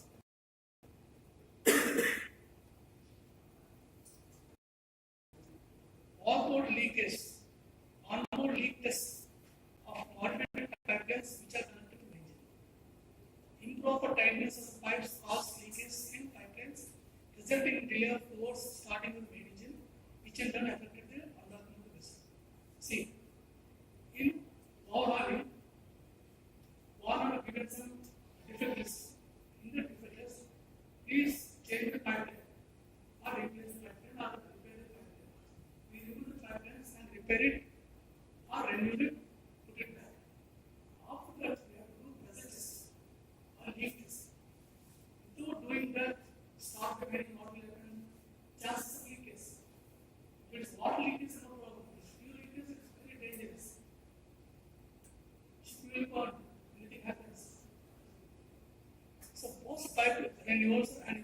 leak test system to be carried out to avoid flooding and leakage of fuel and water. Water leakage means flood. Fuel leakage means fire exposure. And other working fuels for many engines like liquefied natural gas, LNG. A main running on LNG is possible, especially in dual fuel like diesel and LNG configuration. These machines can be used both LNG and diesel, offering flexibility and potentiality reducing emission. You can use both or LNG also you can use for running the main engines. Mainly you can use in container vessels and tankers and other things. But LNG gives lower emission, low pollution. It is very good, but it costs high cost. And handling the LNG also specialized storage handling systems required to create these tanks, vapor systems. LNG stores it to temperature minus 160 degrees temperature. It's very difficult, not so easy. Applications you can use in various types of ships, including container vessels, tankers, or carriers. This is advanced ongoing development is going on for LNG works. South Korea and China are leading countries in this LNG ship manufacturing. Recently, Japan is also entering this LNG ship. Compared to these two LNG, Japan is recently attended. India is, we are not manufacturing this LNG ships because cost is initial cost, lack of infrastructures, technology, and need for specialized expertise required for running these LNG missions. But India is the world's fourth largest importer of LNG. Here, supply issue, but we are not manufacturing the engines. Okay. Completed. Thanks so much. One more question. See, suppose engine is starting it. How is starting it? How starting is coming by compressors. How compressors starting? How to start the compressor? What is required? Generator. Two generators will start the compressor. The compressor starts with starting here, will go to starting the engine. How generator will start?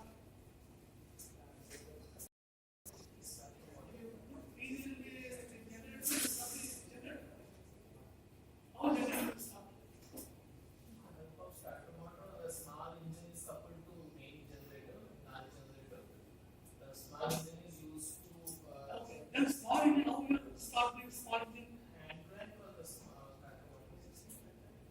Battery is there, battery. Generators run with it. Battery first. From battery to engine, generator start. Generator to compressor. Compressor engine. If battery is not there, how will start the engine? Generator.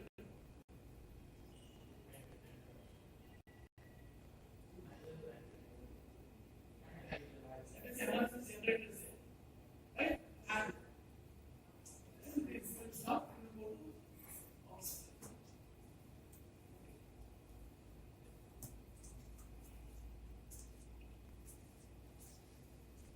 Any questions? Happy about it? These are used for spare. If you go to spare, it's all.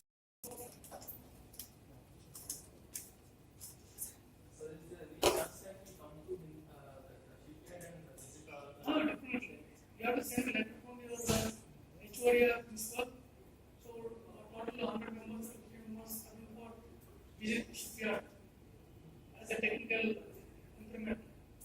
Send them a list. Please. There will be approved. One Saturday 4 to 6, Sunday 4 to 6. For all students. Should be identified everything. Other. If you want to do the apprenticeship training, send email to senior manager training. Then they will provide every month, Monday or third Monday. Slots to slots. You contact me, I will let you know. If you want any issue training or something, I will have I will learn something from this. And they will do this.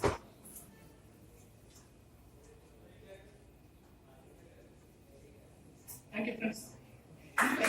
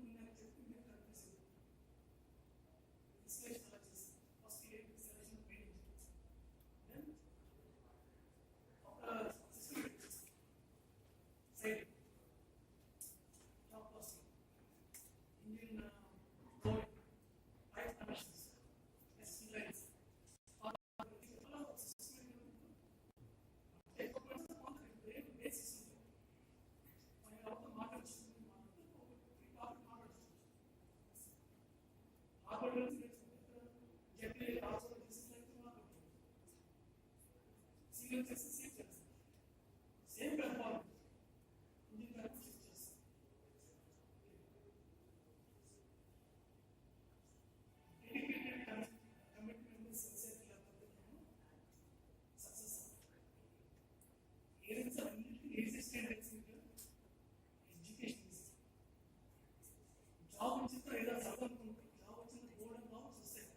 Those are